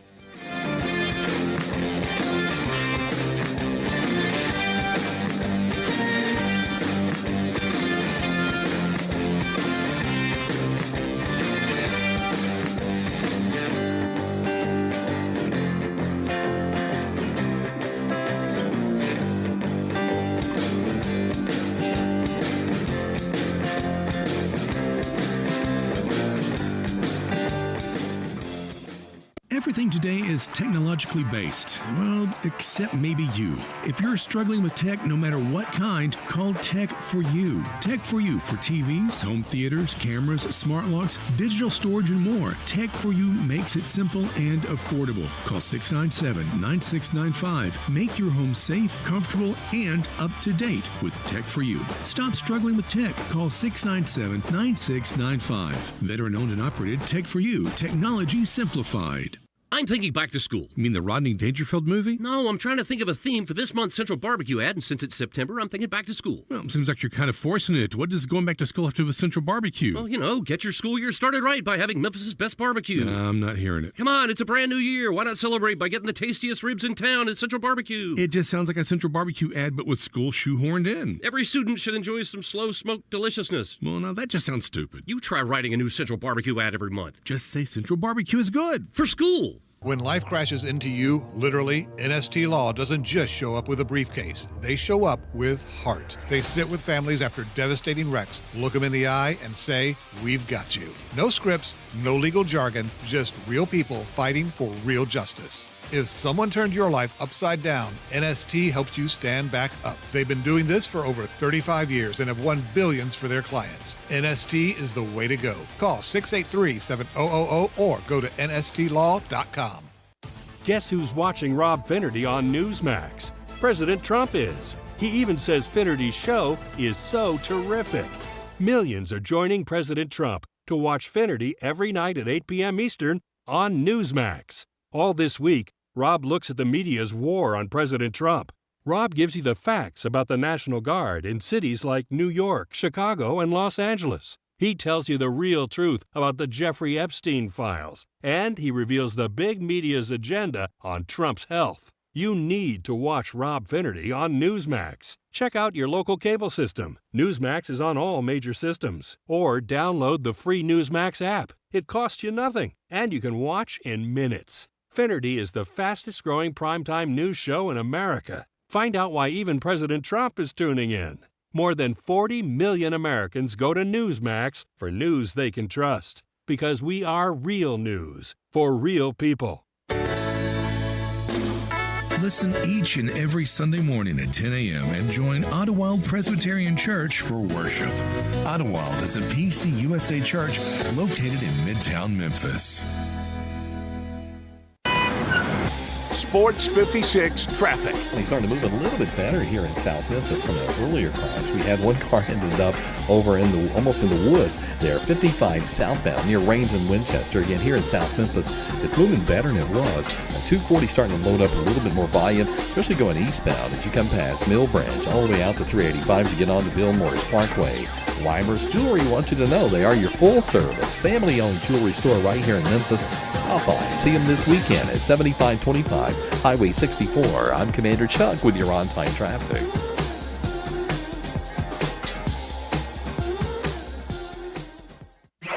We are Sports 56, WHBQ Memphis, and W253DF Memphis with John Harden, weekdays from 11 to 1.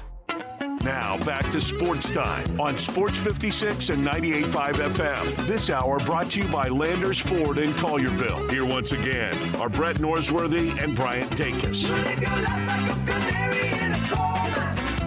Welcome back into Sports Time. Bryant and Brett with you as we start our second hour on this Friday afternoon. We got to talk some wagering. Bruce Marshall from Vegas Insider and CBS Sports. We talk gambling with him every single Friday afternoon.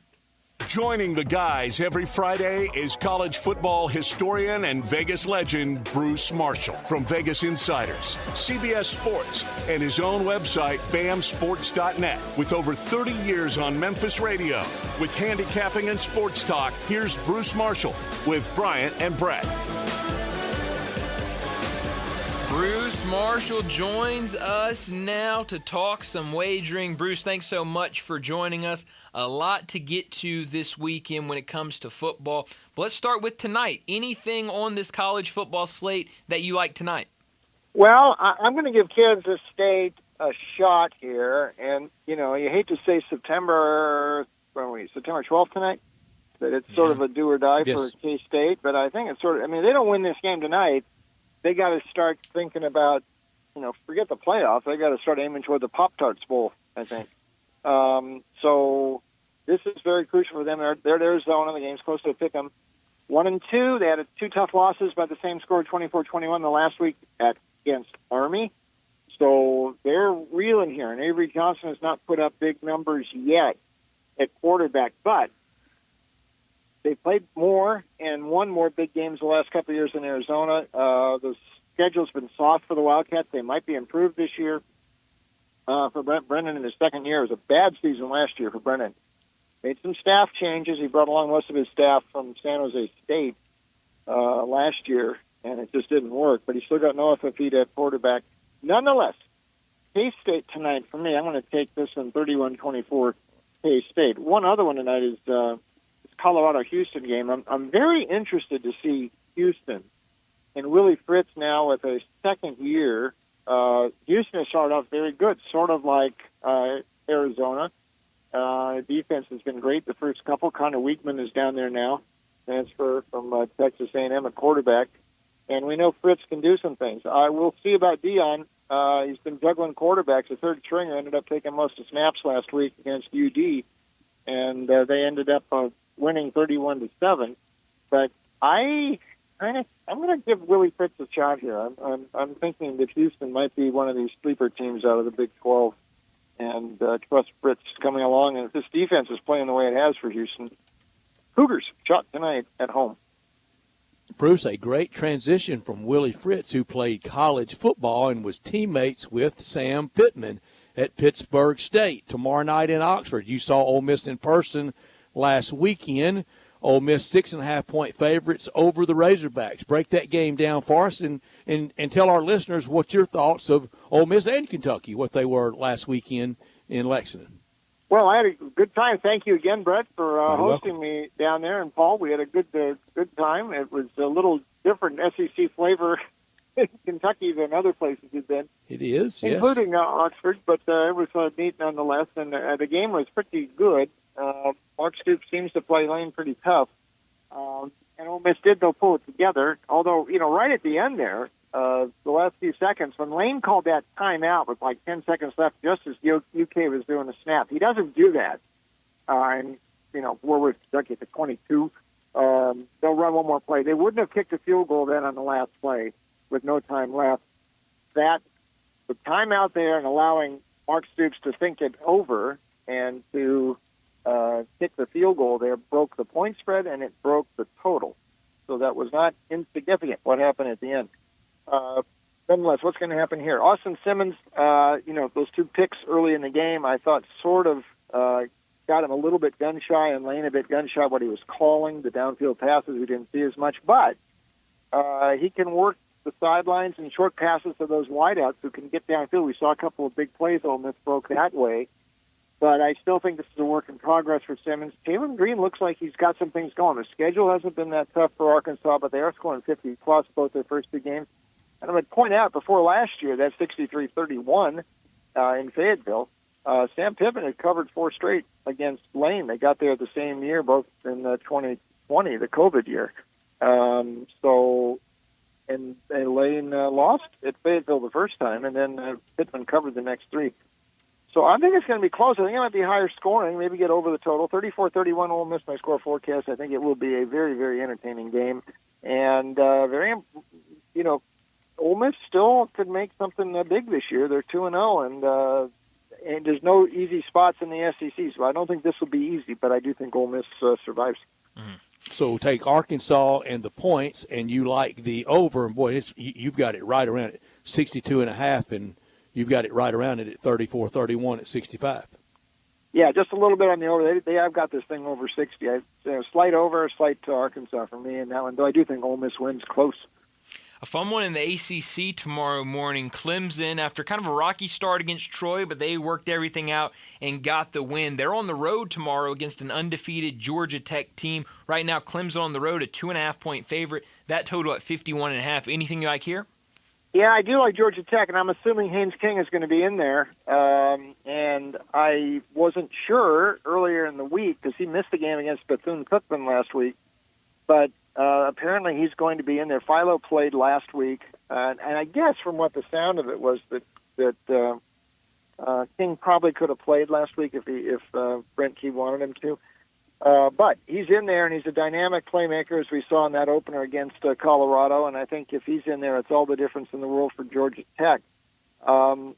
Clemson was struggling last week, and this offense has been misfiring. Now, maybe LSU's defense has something to do with it, but they were in some trouble against Troy last week in a game where you thought they might be able to bounce back, and it took them a while to get control of that game if they ever did. It was only 27-16 at the end.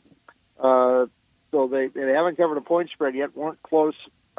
This would be a real blow to Clemson, and all those hopes early on, of them winning the ACC and getting back into the playoff.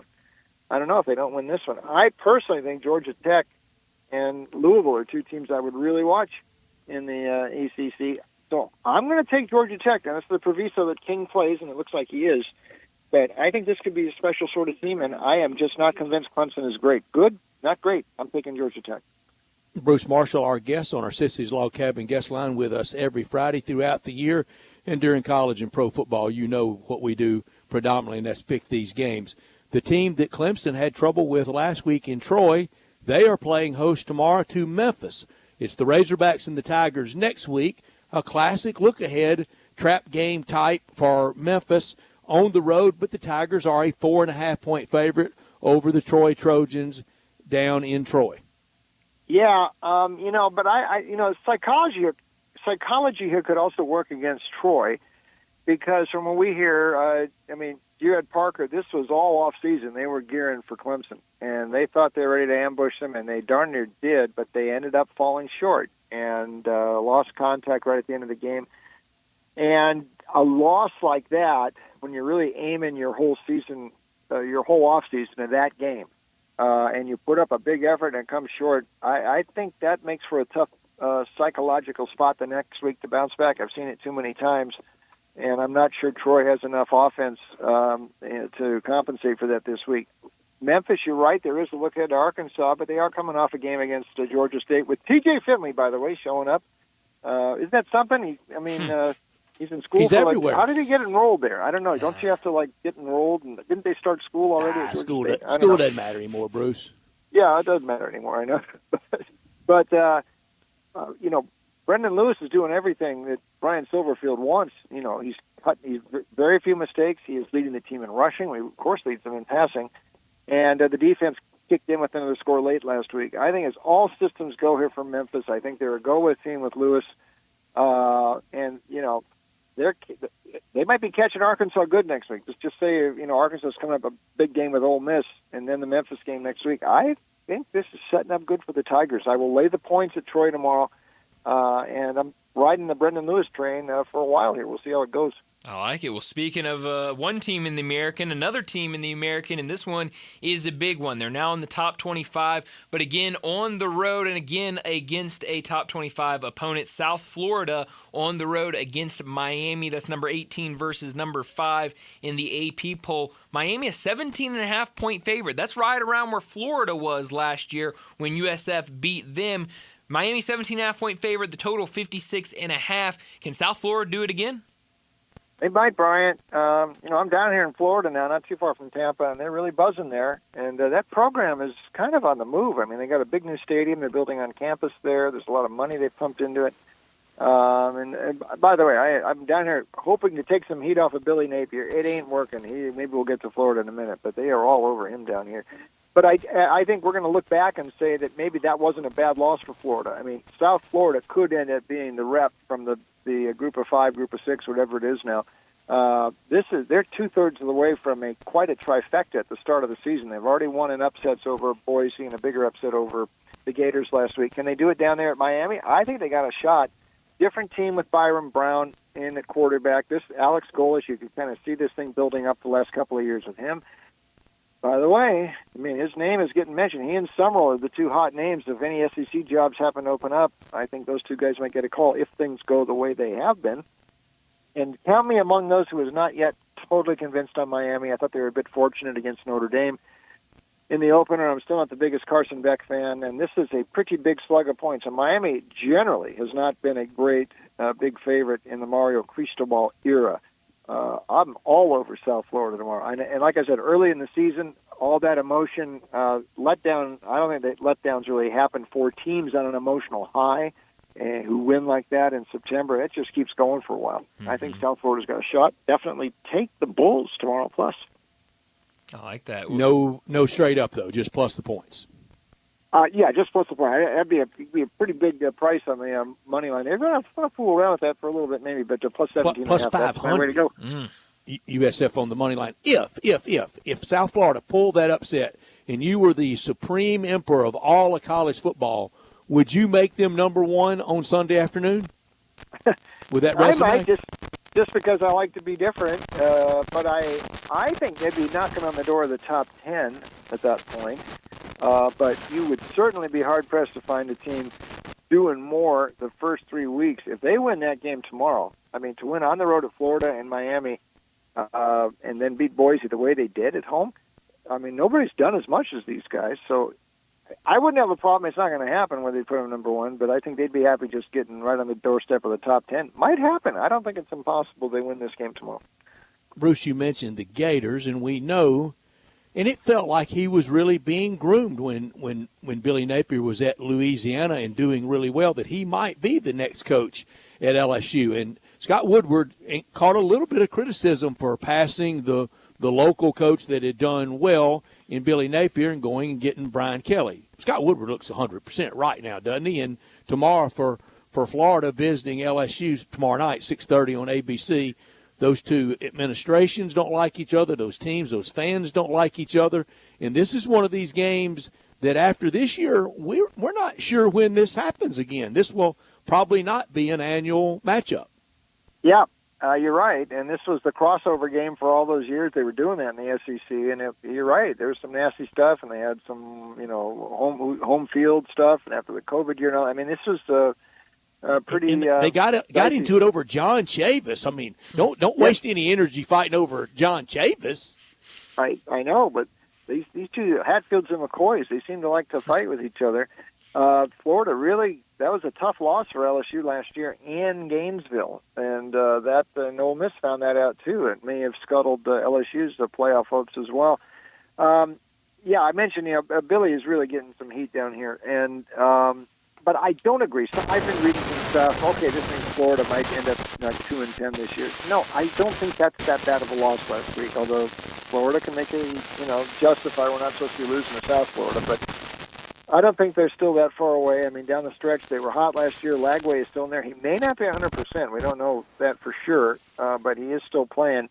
And let's face it here, LSU is not, okay, they did win at Clemson. I don't want to get down on them for that, but that was sort of an ugly win, and it was definitely ugly against La Tech last week. I mean, they had trouble putting Sonny Cumbie's team away, and Nussmeier has not put up big numbers yet.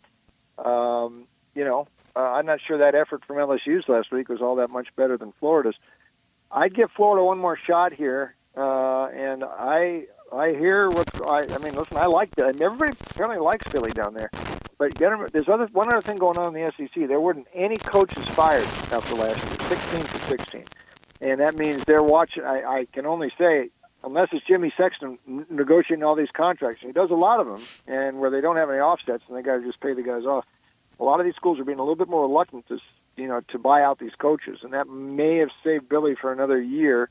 I don't think it'd save him this year, though, if he doesn't do something big. So it's sort of desperation time for the Gators. I'll give them a shot to keep this thing close. Yeah, another top 25 matchup: Texas A&M and Notre Dame. Right now, Notre Dame a 6.5-point favorite. The total 51.5. What do you like here?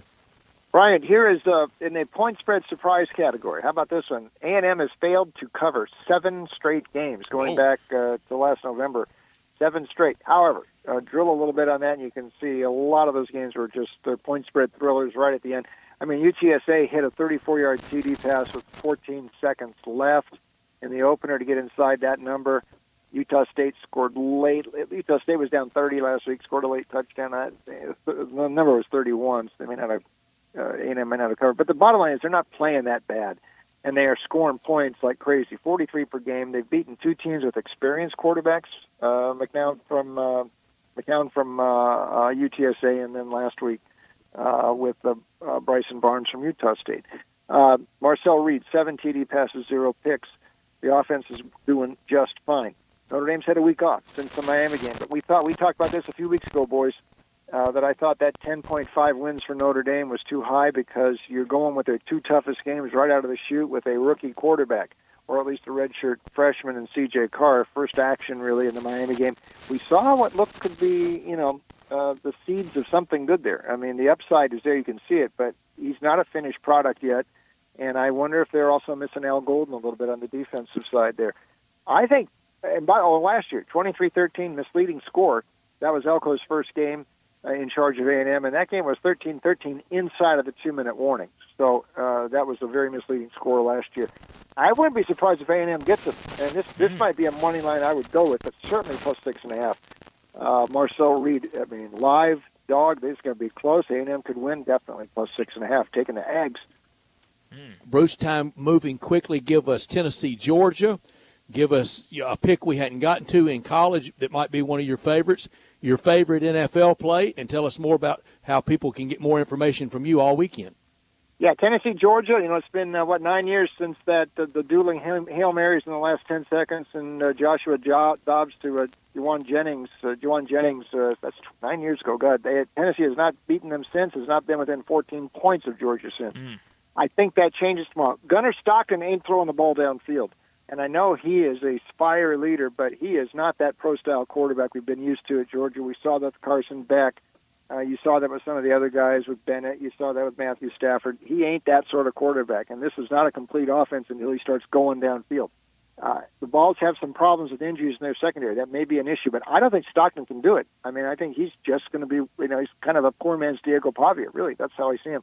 I think Tennessee's got a shot. Aguiar has been doing good, so I will take the Vols to finally and maybe break that losing streak of 8 straight years to Georgia. NFL, best play of the week for me. I'm going to go into Nashville. I'm going to go total here and under Rams and Titans in Music City. Rams have been going under a lot if you go back to late last year, and it certainly was the same in the opener against Houston. I like the Rams a lot, but it's more of a controlled sort of a passing game they're doing now. But I was very impressed by Tennessee's defense. They had Denver out of sorts last week, and Broncos couldn't run until Harvey broke that long one in the fourth quarter. Cam Ward, they got to protect him a little better, though. And Denver was coming at him in waves in the fourth quarter. So Tennessee ain't going to score much, but I don't think the Rams do either. So it's going to be an under 41.5 for me in Nashville on Sunday. To get my picks, all of them, go up to VegasInsider.com. The old standby there. We're having a really good year, MLB and football. Also, CBS Sportsline, Sportsline.com, and new places for picks, winnersandwhiners.com, picksandparlays.com. Bruce, as always, enjoy the weekend. Good luck this weekend. We'll do it again next Friday. Okay, boys. Thank you. Thanks. Thank you very much. Bruce Marshall with us every Friday. Great stuff there. Really likes Tennessee, didn't he? Likes A&M. Mm-hmm. He loves the Tigers. Likes a pretty wild one in Oxford as usual. As usual. Hey, what's new, right? Last year was such the outlier. Yes. I just tell people that this is going to get back to being crazy. I saw Hunter Henry on TV today being interviewed. Too. What was that? Was that on Afternoon Sports Center? Yeah, I think it was. I just kind of looked up, and there he was, and I was like, oh, I know that fella. So, I think it was Afternoon Sports Center. Bruce Marshall joined us on our Sissy's Log Cabin guest line. Sissy's Log Cabin, the official jeweler of the hometown teams like the Grizzlies and the Tigers, and soon we'll be back at FedEx Forum, where you can enjoy the floor seat lounge right off the playing floor at FedEx Forum and all the display cases where you can look at that beautiful jewelry right there at FedEx Forum at Grizzlies game. That great location at 4542 Poplar at Poplar and Perkins in Laurelwood, 9,000 square foot store with expanded lines for Rolex, Cartier, diamonds, and more. If you just went into the Rolex only part of the store, you would be amazed. It's like something you would see on Michigan Avenue or in Dallas, along Turtle Creek. We have it right here in Memphis, and we've got it at all the great Sissy's locations across the Mid-South since 1970 with all those great locations. The Mid-South's largest selection of one-of-a-kind jewelry, engagement rings, wedding bands, necklaces, and earrings for those special times in your life right now. But start thinking now about something for the holidays.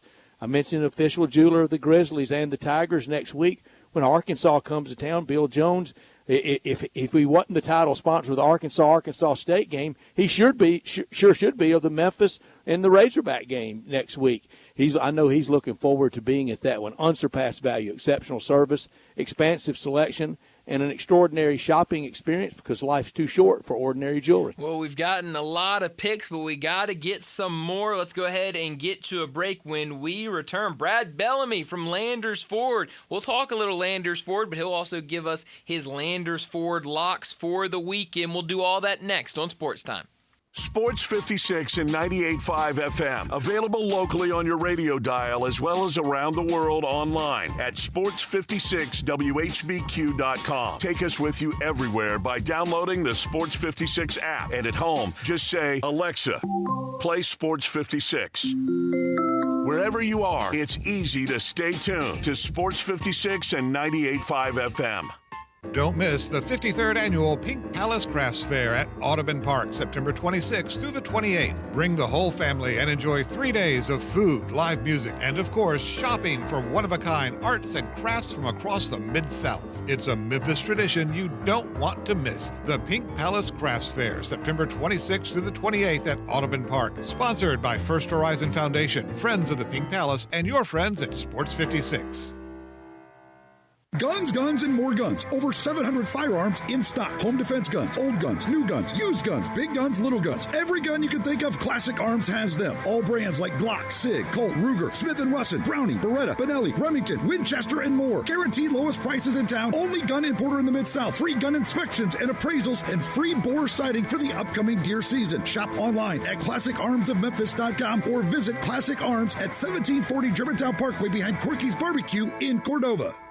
With Progressive's Name Your Price tool, you get coverage options based on how much you want to pay for car insurance. And then you decide how to spend the rest of your money, because you're in charge. Today, you're going to pay down your credit card bill. But you decide when you'll pay it.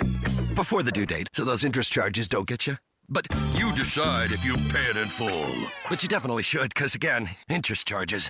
With Progressive's Name Your Price tool, we'll help you find coverage at a fair price. And then you're in charge. Progressive Casualty Insurance Company and affiliates. Not available in all states. Price and coverage match limited by state law.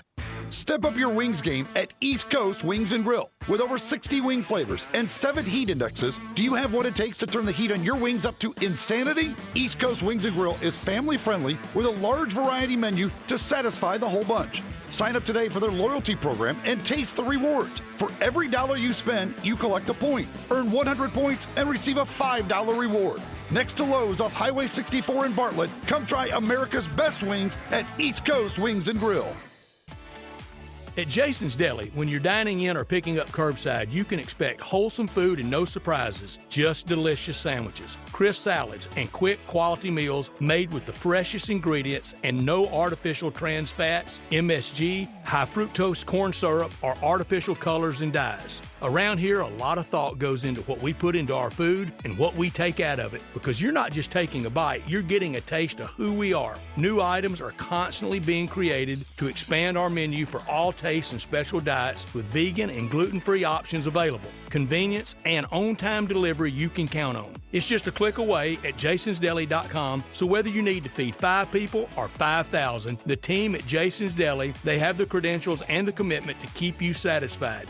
Freshness is nearby at Jason's Deli with locations at Ridgeway in the Park Place Center, Poplar and Highland, Germantown Road in Cordova, and on Goodman Road in Olive Branch. Jason's Deli. It's wholesome food and no surprises. Do you know one of the best things you can do for your employees or family's health? Provide Arctic Clear bottled water. Arctic Clear bottled water is your locally owned and operated bottled water provider. Arctic Clear is 100% natural spring water with free delivery and setup, dependable service, and no long-term contracts. What an easy choice. Call Jeff Manus today, 901-382-2363, or visit arctic-clear.com. Arctic Clear bottled water. Call now, 382-2363. That's 382-2363. Visit Frontier Western Store today for new shirts and boots. Frontier is your top Carhartt store in the Mid-South. There's thousands of in-stock shirts and jeans. They have the classic K87 pocket tee in every color they make, including new ones just released. Available small to 4X. Want new jeans? Frontier has you covered with super tough work denim by Carhartt. And you've got to check out their selection of Ariat jeans for men, women, and children. You'll love how easy it is to find the size and style you need. Have you seen Frontier's remodeled world-famous boot showroom? It continues to expand. New styles by Ariat just arrived, plus plenty of in-stock proven classics too. Whether you need work or dress boots, trust that Frontier's the place to come. See thousands of pairs of Ariat boots and thousands more by Dan Post, Corral, Durango, Rocky, Twisted X, and others. And Frontier's pricing is lower than online and chain stores, so you know just the local shop to visit. Frontier Western Store, 5880 Goodman Road in Olive Branch, and on the web at frontierwesternstore.com. Locally owned and operated since 1967. This traffic report is brought to you by Millington Weight Loss. For more information, call 901-436-0272. Sports 56 traffic.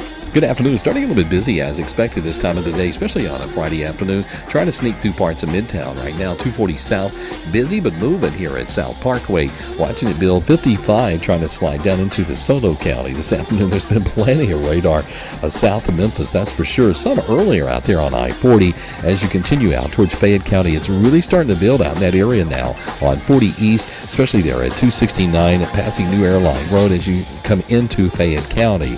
Weimer's Jewelry wants you to know they are your full-service, family-owned jewelry store. Stop by and see them this weekend and shop local. Weimer's Jewelry on Highway 64.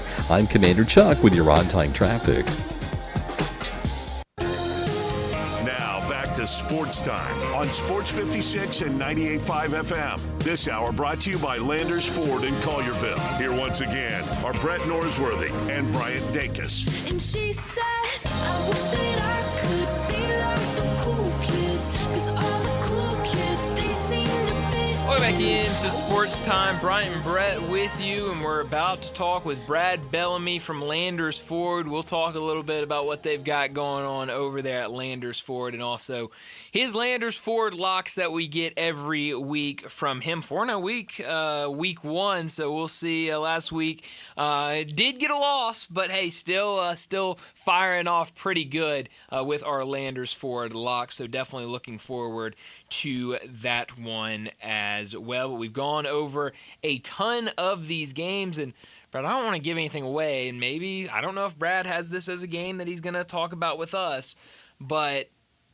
I keep looking at this Texas A&M and Notre Dame game, and Bruce Marshall said he likes Texas A&M a lot. He even said, because you asked the perfect question on USF, is they're 17.5-point underdog, do you fire the money line bet on them and take them to win straight up? And he said no, but then during Texas A&M he said, I might take that money line bet on Texas A&M as a 6.5-point underdog against Notre Dame. Feels like this is the game of the week where everybody's on a different side with it. It feels like a really tough one to pick. It is, but I like South Florida. There's no doubt. Yeah. I would vote them number one based on the resume. We're playing games. This is no longer summertime a beauty contest and name brand contest, and we'll just see if Brad Bellamy is ready or not to pick that game with the games he's going to pick. And so we're getting ready to go to Brad now. We can do it. He's set. Brad, good afternoon. How are you?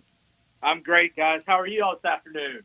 We're doing well. And last week, look, we knew we weren't going to go undefeated every week, but to lay 48.5 and lose by a half point, that's the equivalent of DiMaggio's hit streak being a screaming line drive, and the center fielder goes full diving to make the catch in right center. That's a tough way to have the perfect streak broken. That was tough. Up 55 in the fourth quarter. You give up a touchdown, okay, you got time. Then you fumble it on the first play back, give up another touchdown, get one back to have it 48.5, and then decide to down the ball 3 times inside the opponent's 20 and not put up any more points to help all those people playing at home at the 48.5. So come on, coach, give us a chance. No kidding. And the other L last week, guys, 4-hour rain delays do nothing good for the home favorite. And last year, Navy did the same thing against Rice, except they lost that game. I think last year was like an 8-hour rain delay when they played down at Rice. So the rain delay I'm going to give is the reason I lost this week on that one. I finished 500. I had 11 games I wrote down at the beginning of the day. 7 of them hit, but unfortunately, guys, those don't matter. It was the ones I gave you. And I'm now 6-2 for the year. So hopefully we can stay on the winning side this week. Brett, you better believe I love me some South Florida. I picked them on the side last week, didn't pick it with you guys. Picked them in week 1 against Boise State. So I'm going to ride South Florida. Let's get 3-0 against the spread at plus 17.5. I think it's a great pick. I'm probably going to do maybe a little bit of a money line play with them too. Just do it with a couple other games that I like for the underdog. Because, Brett, there's another underdog I do like this week. There was a man a few weeks ago that told me he had hope in Hattiesburg. He had hope that the 40 players coming from Marshall could deliver. They stumbled in the second half against Mississippi State, but you better believe they covered against Jackson State last week. And they're a home dog against the team that Marshall beat last year, 52-37. Who's the quarterback? Braylon Braxton at Southern Miss this year. How many touchdowns? You know how many touchdowns he put up last year, Brett? I don't. 5. 3 in the air, 2 on the ground, 140 rush yards. And guess who's not the quarterback at Appalachian State this year? Joey Aguilar. Joey Aguilar, He's guys. at UT. Okay. So give me plus 3.5. Give me Southern Miss and Hattiesburg. Get him off to a 2-1 start and match that win record from last year. I like it. Southern Miss tomorrow in at Hattiesburg. All right, if you were emperor of college football, if USF won that game over the U, would you make them number one? Should be in the top 10 for sure. I don't know how much I put Miami and Florida up there. I still don't necessarily 100%, believe in Miami, but I would, what I would put them as? The number one team in the state of Florida. That's what I would definitely put them as. Definitely. That would be a heck of an accomplishment. Is Florida State on the? I haven't looked. Is Florida State on the schedule this year too? Can they actually claim No. ownership at that point of all 4 parts of Florida? No, they are not. It'd be great if they could. That'd be awesome. But yeah, they have a great opportunity tomorrow to at least knock off 2 of the big ones, Florida and Miami. All right, so you have 2 underdogs so far with South Florida and Southern Miss. What else do you like this weekend? Well, I'm going to go back to a team I picked in week 1. I'm going to go back to a team I picked against in week 2. Give me Tulane in New Orleans minus 1.5 against Duke. I like that. We got a football team that's going to keep winning, keep rolling. Man, they should have had USA last week, and then all of a sudden they screwed up everything in the last 5 minutes of that game and almost saw themselves lose the game. But I like Tulane this week. Duke really struggled in the second half against Illinois. And then I got to take a few more points, guys. 48.5 was a little bit too much last week, but the game I should have taken instead of 48.5 last week was our friends up in Eugene against Oklahoma State. They destroyed them. Most points they put up in a long time against a Power 5 school. Going on the road this week against another team I bet against already this year, Northwestern, minus 27.5, Oregon, in Evanston. Give me the Ducks. I really, really like, guys, this week, the first half play for Oregon and Texas Tech. I think that's a really strong play. Texas Tech has got a less than stellar Oregon State team, too. Not a Landers lock, because I don't know if I can do first half spreads on Landers locks. My four this week, Oregon. You can do anything you want to do, Brad. You can make any pick you want to make, and it feels like. Now, I don't know this at all, but a lot of people knew and really liked Dan Lanning when he was here. It feels like he is conscious and knows all about the point spread, and he loved every second of mopping it up against Mike Gundy last week. Well, I don't know if you guys know this, but his one of his assistant stats is over at Rhodes. So we got a local connection to the team in Oregon as well. So they look really good right now, guys. I was against them in week 1 against Montana State. That was a stupid thing. So I learned my lesson, and I think we're going to have a fun week of college football. We also got a really great weekend and fun week next week, Brett, here at Landers Ford. For all of our service customers out there, we did it a few months ago. It's coming back on Monday. Buy 3, get 1 free on a set of tires at Landers Ford and our quick lane. Additionally, any rebates that are out there, stack with the buy 3, get 1 free. We have low price tire guarantees, so if you got a quote somewhere else that's better than ours, we'll beat it. And there's a special offer right now in the works. There's an oil change and tire rotation, and there's a $20 rebate from Ford. So unbelievable service offers that start. The rebate on the works is already out. The tire program starts Monday. And as a reminder to all our listeners at home or on the road, we offer complimentary pickup and delivery at Landers Ford. So you don't have to worry about coming up here. You don't have to worry about, is it going to take an hour or is it going to take 2? Because you can stay in the confines of your wonderful couch or your cubicle at work. We'll come pick up your vehicle. We'll bring it here. We'll service it for you and bring it back. And how much does that cost, Brett? It costs nothing. It costs nothing because if it doesn't say Landers, you paid way too much. And Brad, right. I think y'all have mislabeled the quick lane. It should be renamed the super quick lane. They were handing me my keys back, and it was already completed before we could get barely into the conversation about the weekend. Yeah, I'll tell you what, my team back there has really done a tremendous job. Since we launched the pickup and delivery program a few years ago, it's really lowered our times in the quick lane, too. Sean Smith, our quick lane manager, just done a tremendous job back there in the quick lane. Sure. Nick Rowell, our parts and service director, has just been a fantastic leader in the back of the house. And then call my guy Robert. Robert handles all of our coordination for pickup and delivery. And we got 4 drivers full-time on staff here to take care of your needs. And we also offer mobile service, too. So we got a transit and an escape that can go out to your work, go out and take care of businesses. Unfortunately, we've got some recalls out there, and many of those are over-the-air updates and things that we can do just from our mobile service escape. So we want to meet customers where they want to be met, whether it's bringing it up here, drinking some of our fine Black Silk Folgers coffee, or staying at their house, coming to your driveway. We want to take care of all the folks here in Memphis and the greater area, and appreciate the opportunities that we have to serve our local folks. Brad, y'all do appreciate it, and you do it so well. And tomorrow, all day on the TV, starting with the Tigers bright and early, the games will be on there for everybody to enjoy the games tomorrow. And we look forward to visiting again next week. You enjoy the games. I know everybody at Landers will be watching tomorrow and pulling hard for the local teams. Somebody's got to lose in the Arkansas Ole Miss game, but Tigers against Troy, everybody will be at the building and be pulling for the Tigers. That's right. And, hey, Brett, you asked last week NFL picks, so I was not prepared for you last week in the extra question, but I did prepare this week. All right. Give it to us. Indianapolis looked really good, not only on offense with Daniel Jones at the helm last week, but their defense showed up against the Dolphins team that's got a lot of weapons.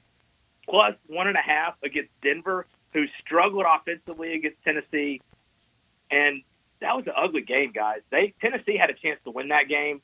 So give me the Colts at home, getting 1.5 all day, starting off 2-0, and giving Jim Irsay that ray of sunshine. I had never noticed Lucas Oil Stadium had an open stadium until last week when they had it open for that game. Arizona, and it was poignant. Go ahead.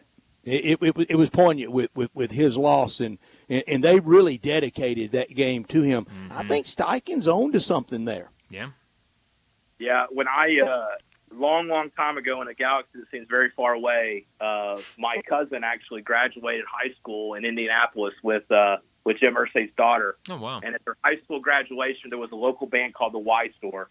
And I got to, party it up with Jim Irsay's daughter and my cousin. So, it's all in the family. It's all in the family. Yeah. And I think Irsay really liked to party, didn't he?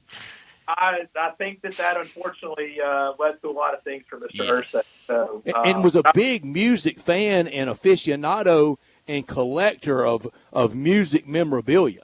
And you know what? His players loved him.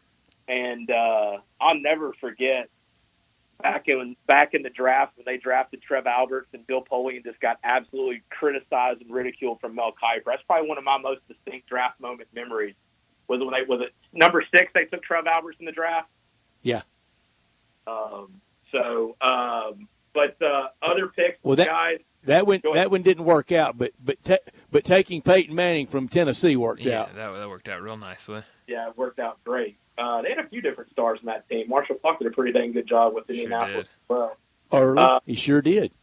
Arizona minus 6.5 at home against the Panthers. Panthers struggled last week in Jacksonville. Of course, hour and a half rain delay in the NFL probably didn't do him any favors either. We saw how ugly that Dallas and Philly game got. But I like Arizona at home, guys. And then last year, double-digit point win by the Chargers at home and away against Vegas. I think the Chargers have a real legitimate chance this year to make it all the way.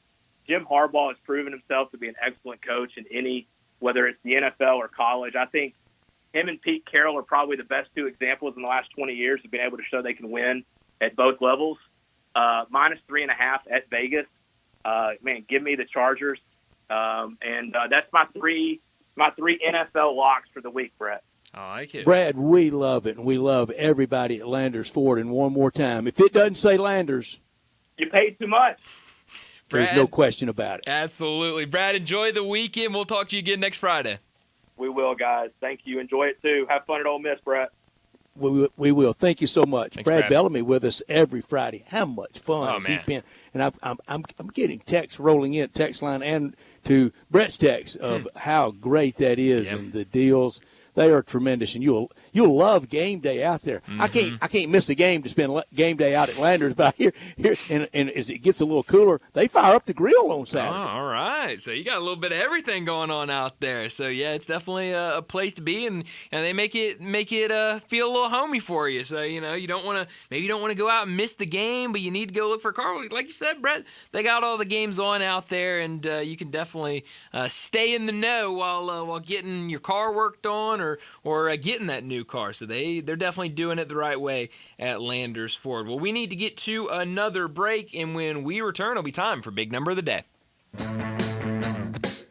Join the voice of the Tigers, Dave Woloshin, for Wolo and Friends. Weekday mornings from 10 to 11 here on Sports 56 and 98.5 FM.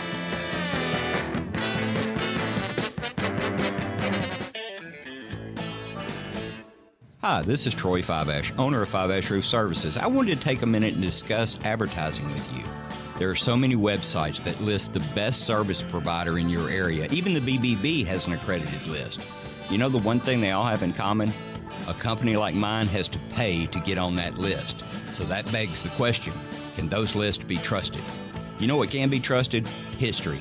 We've been around for almost 30 years providing customers with the best service and the best products that we possibly can. So if you need a roof, siding, or gutters, give us a call. We'll come talk to you and let you decide for yourself whether or not we know what we're talking about. Fiveash Roof Services. Best products, best warranties, and in many cases, the best price. We're fair, honest, and ethical. 367-0050 or memphisroofer.com. 367-0050 or memphisroofer.com. Fiveash Roofing, it's what we do. We're here for you. Founded in 1991 by lifelong law enforcement officers, ProTech Security can perform all security services for personal or corporate clients, uniformed armed guard, plainclothes officers, neighborhood patrols, violence in the workplace, event and party security, dignitary protection, and alarm response. Licensed and insured in Mississippi, Arkansas, and Tennessee. They are currently looking for armed security officers, retired law enforcement, and military personnel especially. Premium pay and no limit on hours worked. If interested, give them a call at ProTech Security, 901-274-3400. If you love sports and Mexican food, you can get the best of both at Los Cabos Mexican Bar and Grill on Summer near Graham. Watch all the big games on all the big TVs on all the walls at Los Cabos and enjoy premium tequila shots anytime for just $5.50. Celebrate every day with lunch specials from 10 to 3 and happy hour from 3 to 8. Lunch is just $6.75 to $10.99 and margaritas start at $3.99. Experience real Mexican cuisine along with great sports at Los Cabos on Summer near Graham.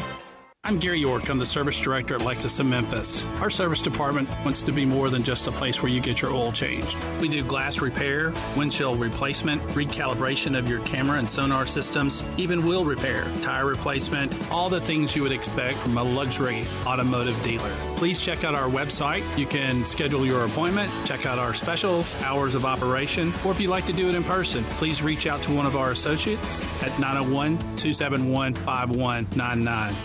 I think a lot about golf, and when I think golf, I think Miramichi. Did you know Miramichi Golf Course offers membership? It's a great way to play more golf for less out of pocket. Their memberships run for $300 a month plus tax, and that includes unlimited rounds and range balls, no extra card fees, priority tee time booking, and discounts in the pro shop. Oh, by the way, there's no initiation fee. Miramichi green fees, they'll allow you to choose the right rate at the right time on the right day for your needs. If morning tee times are more important, you can book up to 14 days ahead of time to reserve your spot. If rate is more important to you, there are discounted evening rates available that you can choose from. Miramichi is now open on Mondays, and you'll find the lowest rate is on Thursday. Sometimes you just need to escape the hustle and bustle of life. Miramichi Golf Course provides just the right place to solve that need. The name Miramichi means place of happy retreat. When you need a quiet, peaceful round of golf, please make your way to Miramichi. Miramichi. Now back to Sports Time on Sports 56 and 98.5 FM. This hour brought to you by Landers Ford in Collierville. Here once again are Brett Norsworthy and Bryant Dacus.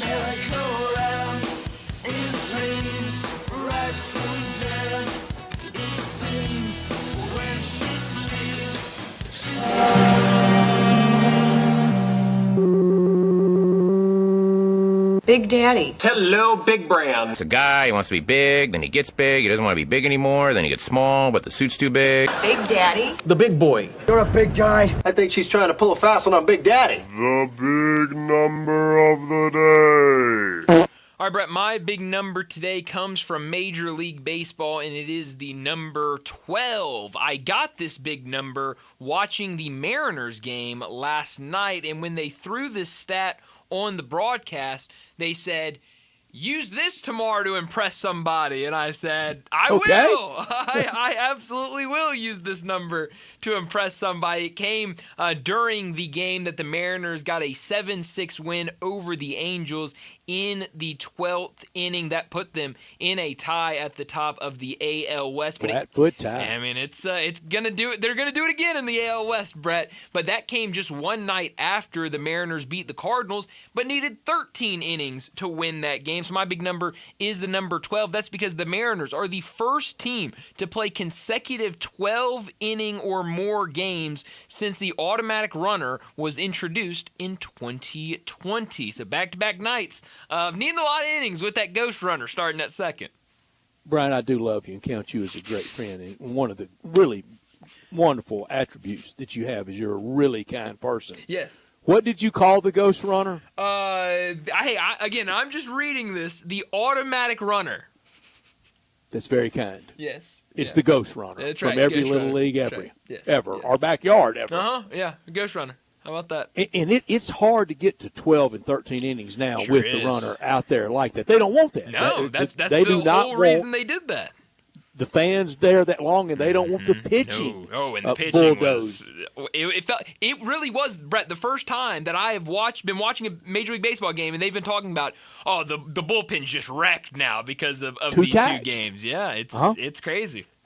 But we will magically, in about 2 weeks, 3 weeks, we will go back to playing real baseball. We're just playing normal. Forget everything that happened in the regular season. Hey, this is how it's supposed to be played, postseason ball, Until my doomsday scenario that on the fly, big game Bobby Manfred, the worst person ever involved in baseball, and he's the commissioner, on the fly decides to put to allow re-entry because we've gone through too much of players. I hope that doesn't happen, but Brett, I'm not putting anything past this commissioner. Brian, I'll have to be medicated. Yeah, you will. No, you I absolutely probably should will. be medicated anyway, but my big number is 8. 8 years since the Razorbacks last won in Oxford. We mentioned earlier Hunter Henry. That was 10 years ago, and that was back-to-back Oxford appearances for the Razorbacks to win. But they won in 2017 in a close game, but they lost in 2019 with Matt Luke beating Chad Morris. People really paid to see that. In 2021, the Wild won 52-51 in 2021 when stopped K.J. Jefferson on that north end zone play. And then 2 years ago, 27-20. This game's going to be close. No, it absolutely is going to be close. I mean, just listen to those scores, and I've talked about, other than last year, the 9 previous, total points, 59. Yeah, I mean, it feels like it's setting up to be a really close one. If this series, if it were Olympic diving and you threw out the high and the low, we'll throw out last year with 63-31 and throw out 2014 in Fayetteville 30-0 Arkansas. Yeah. And, boy, you really would have even closer. No, those have certainly been the two outliers in this series. And so, I mean, I think you got to throw those out. And we've kind of talked about them. We're going to talk about it more to start our next segment, start the third hour with Ty Richardson. But that offense for Arkansas has really been cooking these first 2 weeks. And even though, that competition level, not the highest, that just it builds confidence. And that offense is going to now enter Oxford playing with a lot of confidence and feeling like they can go out there and put up points against Ole Miss. Let's go through a scenario. So he's got all touchdown passes against not great opponents first Sure. 2 weeks, but he still got them, and that's how you amass Heisman-worthy numbers. Mm-hmm. So tomorrow night he throws for, let's just say 3, and Arkansas wins, and then against Notre Dame goes for 3 or 4, and I don't think it's a shock. They beat Notre Dame. I picked it all summer. You did. That Arkansas would beat Notre Dame. He would then firmly be in Heisman contention. He would. I mean, Brett, I feel like Firmly, deservedly. No, absolutely would be a guy you have to talk about with Heisman. But I'm not. I feel like I know you're not trying to do this, but I can feel the part of my head, my brain in the back saying maybe that wouldn't be a bad bet to throw down some money on Taylor Green. I'm not going to do it.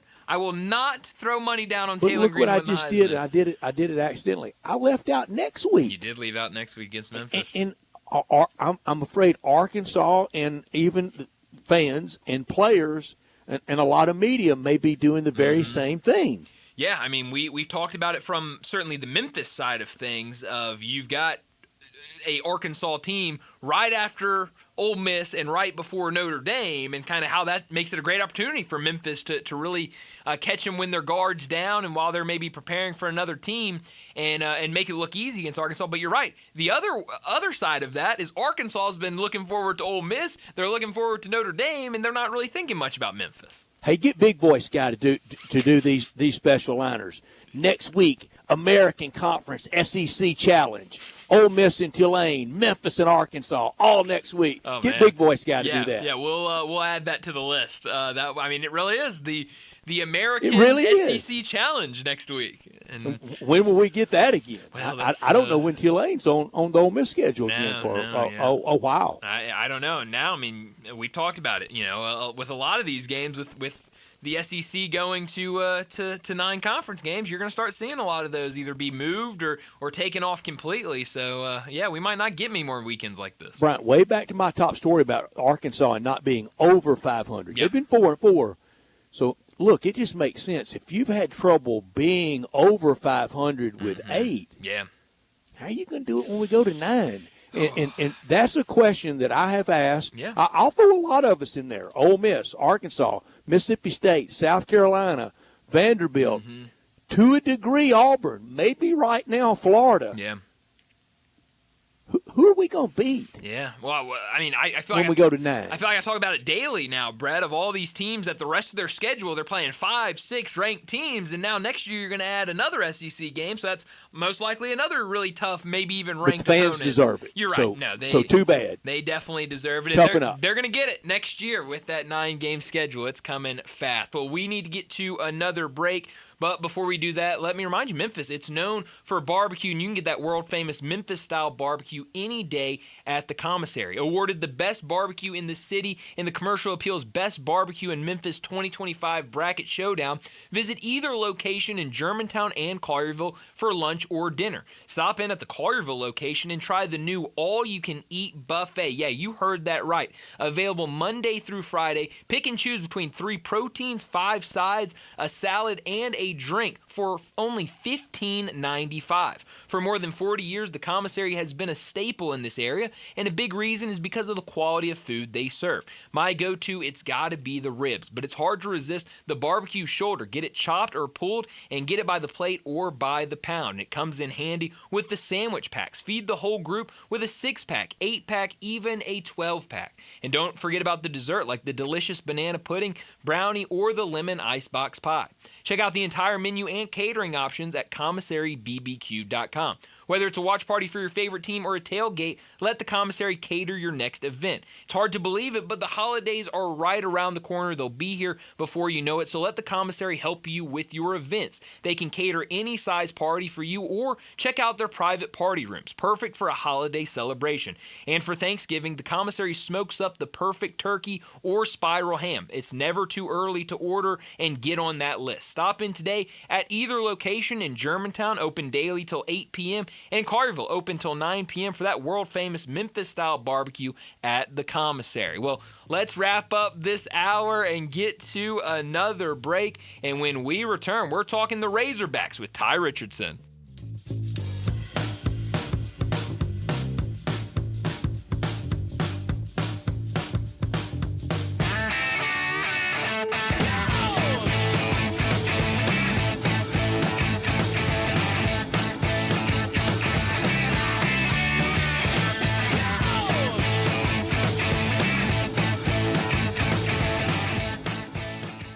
Looking for sports in all the wrong places? Try the Owner's Box Sports Bar and Grill in Lakeland's Town Square. Fun, exciting, friendly, and comfortable with wall-to-wall TVs. 24 taps for all your beers, including $3 domestic and $5 craft pints on Mondays. Monday through Friday, 3 to 6 happy hour. Music bingo Tuesdays. Daily specials and online ordering. The Owner's Box Sports Bar and Grill in Lakeland's Town Square. Highway 70. Check Facebook for daily specials and weekend music at the Owner's Box. When you're hiring, have you ever felt like you're missing out on meeting great candidates? Well, they're not hard to find when you go to ZipRecruiter. ZipRecruiter helps 10 million people with their job search every day. People who are actively looking for jobs like yours. So it's easy to find the right person fast. 4 out of 5 employers who post on ZipRecruiter get a quality candidate within the first day. Try ZipRecruiter for free at ZipRecruiter.com/free. That's ZipRecruiter.com/free. Hi, this is Troy Fiveash, owner of Fiveash Roof Services. Do you know what Penny Hardaway and I have in common? We should both be in that building celebrating the best basketball players of all time. Of course, I'll have to buy a ticket to get in, but he should already be there. But seriously, we both surround ourselves with the best people we can find. We work hard to achieve our goals, and we are both among the best in our respective fields. At Fiveash, we can't win titles or get national awards, but what we can and do strive to do is give 100% of ourselves to give you the best product possible and one you can be proud of. So if you need a roof, siding, or gutters, give us a call at 901-367-0050, and we will do everything we can to provide you the best of everything. Fiveash Roofing. Fair, honest, and ethical. 367-0050 or memphisroofer.com. 367-0050 or memphisroofer.com. Fiveash Roofing, it's what we do. We're here for you. Hi, this is Greg Gaston with Sports 56 Radio. I'm sure you've heard the name NST Law. They've been a trusted name in Memphis for as long as I can remember. And to back that claim up, my family has hired NST Law both times we've been involved in an accident. NST has been standing up for folks in Memphis and the Mid-South community for 3.5 decades. They've won billions for people. That's with a B, and that's real numbers for real families like mine. If you've been hurt and it wasn't your fault, NST knows exactly how to fight back. If the insurance company offers you a check fast, hold up. Call NST first and make sure it's fair. You may not need a lawyer today, but if someone you love gets hurt in Memphis, tell them to call NST. They've helped generations of families in Memphis, and they'll treat yours like their own. You know the jingle. NST is the way to go. Call 683-7000. That's 683-7000. Or visit nstlaw.com. Sports 56 Traffic. Afternoon, TDOT is working with a couple of problems out here. Heavier traffic here in the last few minutes trying to escape Midtown on 240 southbound and South Parkway. Working your way south of Memphis.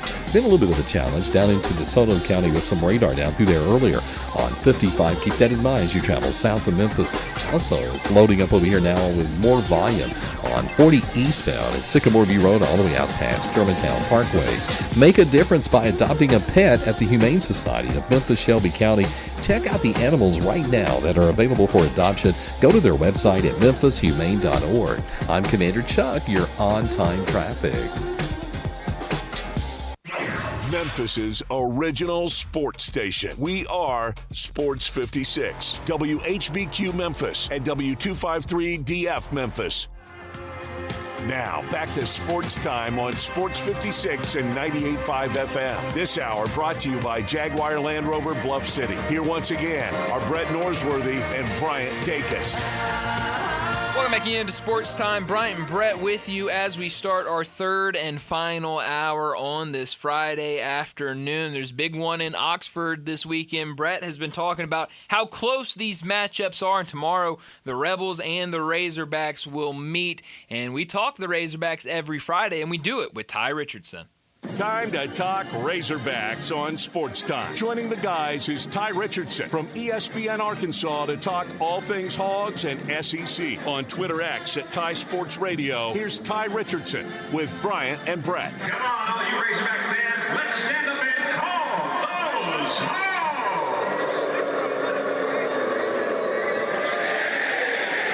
Ty Richardson joined joins us to talk the Razorbacks. And before we get into tomorrow's matchup, Ty, last week when we had you on, you kind of talked about, this could probably be a close game against Arkansas State at halftime, and then maybe Arkansas pulls away at the end. Well, it wasn't. They didn't have that issue. It was all Arkansas all game long. What did you make of the Razorbacks' performance against Arkansas State?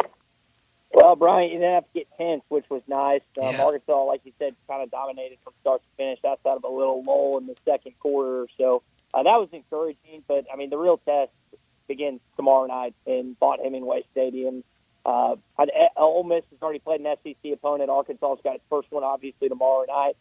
So like Stats was talking about earlier this week, should be a tight contest, and I can't wait to be inside the Grove tomorrow and taking this game under the lights, too.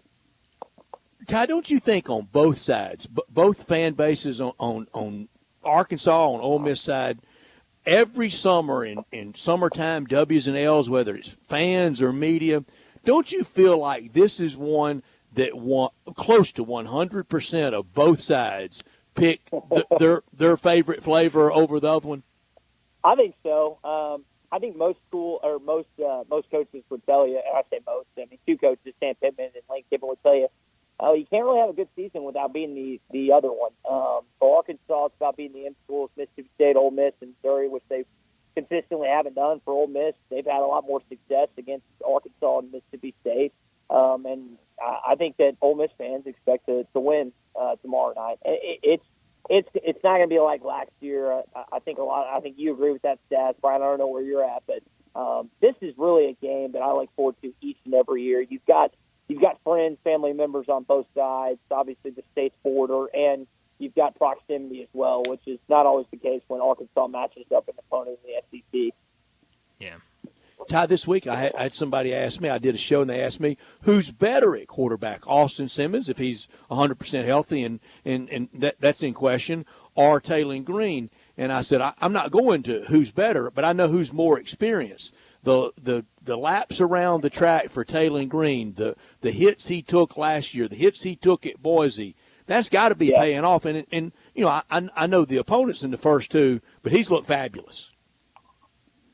Yeah, he's looked really good, Stats. Would have liked him to slide or get out of bounds a little more in week number one, but I think that is something interesting. Austin Simmons is smart as a tack. Brian, I don't know how long it took you for undergrad, but I know it took me and Stats at least 4 years. So the fact that he's already done that is impressive. But, 4. I love telling people I was at Fayetteville most of the 80s. Oh, man. And you didn't even get a doctorate, Stats. So that's they're like, what did you say? One medical? And you're like, not necessarily. But either way, guys, it is a fun and intriguing matchup. And I think when you look at Simmons and Green, they have a chance to kind of make a name for themselves in the SEC. Austin won his first SEC start last week against Kentucky, and now he's got a chance to get his first SEC start at home in Vaught-Hemingway Stadium. Tell us about that Arkansas running game with the traditional running backs running game, and I think that's one of the big keys tomorrow night. My holy grail is the rushing statistic, but it's got to be you take it any way you can get it, but I think it's got to be accomplished to really control the game by running backs. Ole Miss so dependent on Jackson Dart, bailing them out the last few years, or last year particularly, without Quinshon Judkins, and Arkansas. Too much Taylon Green, you get those hits. That's what happened to Austin Simmons. Tell us about the Arkansas running game from normal running backs. Yeah, Mike Washington started through Buffalo, ended up in the United States, and now in Fayetteville. They just haven't had him or Braylon Russell the ball that much. And Kwan Lace is the dude. I know Lane Kemp is emphasizing the offseason. I remember him talking about it at SEC media days. It's like, we got to get back to being able to run the football, and that's what they have at least done through 2 games, and now they have another SEC opponent they're going to try it again. So does Arkansas have a running back advantage? I don't think so, but I would think they just with Simmons and what he's dealing with and heading into this game tomorrow, you at least have that quarterback rushing advantage, which kind of evens it out. So this is pretty obvious. Stats, you mentioned this earlier on our show this week. I think it's like 75, 78% of the time the team that wins the rushing battle is going to win the football game, and if Ole Miss establishes it early, you kind of know whether Simmons or Chambliss, you kind of take some of the load off those guys. and Kwan Lacey's a bona fide SEC running back. Now, I readily admit my rushing statistic, a lot of times it gets finessed and pushed over the victory line by you being ahead late in the game and you're playing ground and pound and trying to work on clock while that other team may be, throwing it all over the place. But that's part of it. You got the lead, and then you got to take the air out of the football a little bit and get to the victory line. Ty Richardson with us every week. He's on our Sissy's Log Cabin guest line. And Ty, go back to last year, and I know that hurt to the quick for a lot of people, that margin. But very few people in that game on either side actually participated in that. But we know who it's very personal to. It's very personal to the Arkansas fans and to Sam Pittman and his coaching staff. Do you think last year is at the forefront of the coaching staff and their mindset for tomorrow night? That's Pittman mentioned earlier this week he'd already talked to the coaching staff about the disgrace in their opinion. He didn't use those terms, but it was. I mean, Jackson Dart was unbelievable. Him and Jordan Watkins, that was as on chemistry, instinct-wise as I've seen in quite some time between a quarterback and a wide receiver. So, Walt, listen, you should be already motivated to play games. It's your first conference game. It's a rival. Like that's motivation itself. But you got embarrassed. I mean, you got your manhood. You got to have a little wherewithal, or you got to have a little resolve to figure this thing out. If you're Arkansas, do I think it's going to be an outcome like that? No. Is it the difference in tomorrow night's game? I don't think so, but it definitely helps Arkansas. And then the players wise, I mean, you got a few holdovers from last year's teams, but what's wild, and I saw this stat in Whole Hog Sports Guys, there is 104 combined transfer players between Arkansas and Ole Miss. Now, that's not just from last year, but there are just a lot of guys that have come in and gone out. I heard Lane Kiffin say this week, we had 3 guys on Georgia State. So it's just the way of the world in college football. But if you can use it as motivation, might as well. Yeah. Absolutely. Well, we talked a lot about the offense. The defense for Arkansas last week against Arkansas State, they only give up 1 offensive touchdown, 14 points for Arkansas State. That other touchdown came on a kick return. How do you like this Arkansas defense, and what do you expect to see them do, especially when you look at Arkansas State was able to run for over 150 yards in that game? How do they slow down Ole Miss's run attack?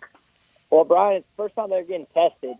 We could talk about stats through 2 weeks, but they hadn't played anybody. So all that stuff, it's really hard to judge a team when you play an FCS opponent and a Sun Belt squad. And that's why, again, Ole Miss is, I think it's more, it's not even a debate. They're the more battle-tested unit. You play an SEC squad, even if it is Kentucky and that might be the worst team in the league, that's still more of a test than Arkansas face. So, particularly in the back end, I mean, Jackson Dart and Lane Kiffin just were unbelievable in synchronized way. I mentioned him and Watkins, but I would think that the Arkansas secondary has a chip on their shoulder, but just because you have a chip on their shoulder doesn't mean it's going to work out.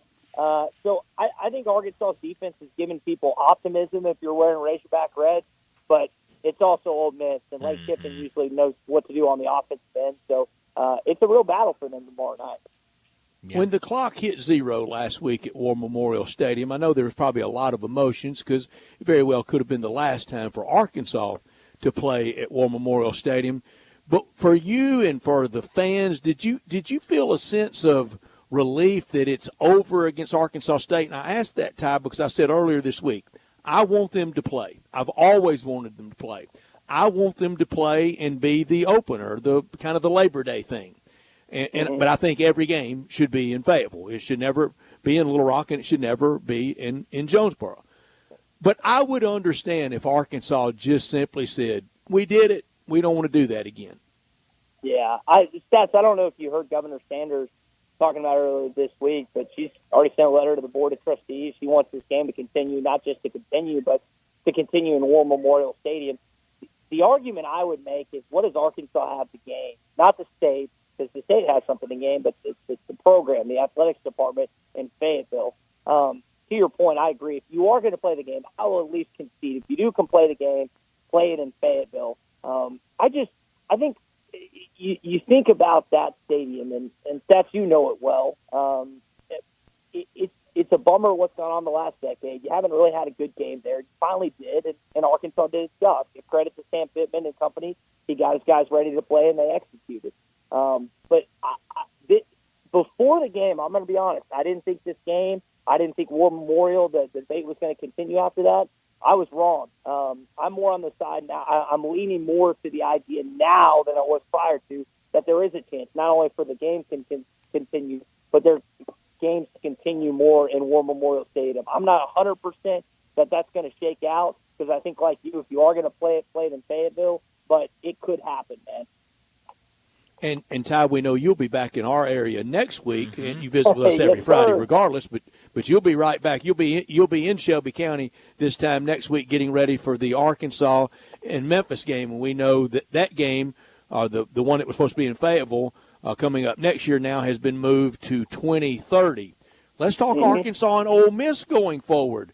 You know, cue the Rolling Stones here tomorrow night. This could be the last time for a little while for Razorbacks and Rebels, because while many speculate that they will be permanent, it's not certain that they will be. Do you think it will be, and do you think Razorback fans want it to be?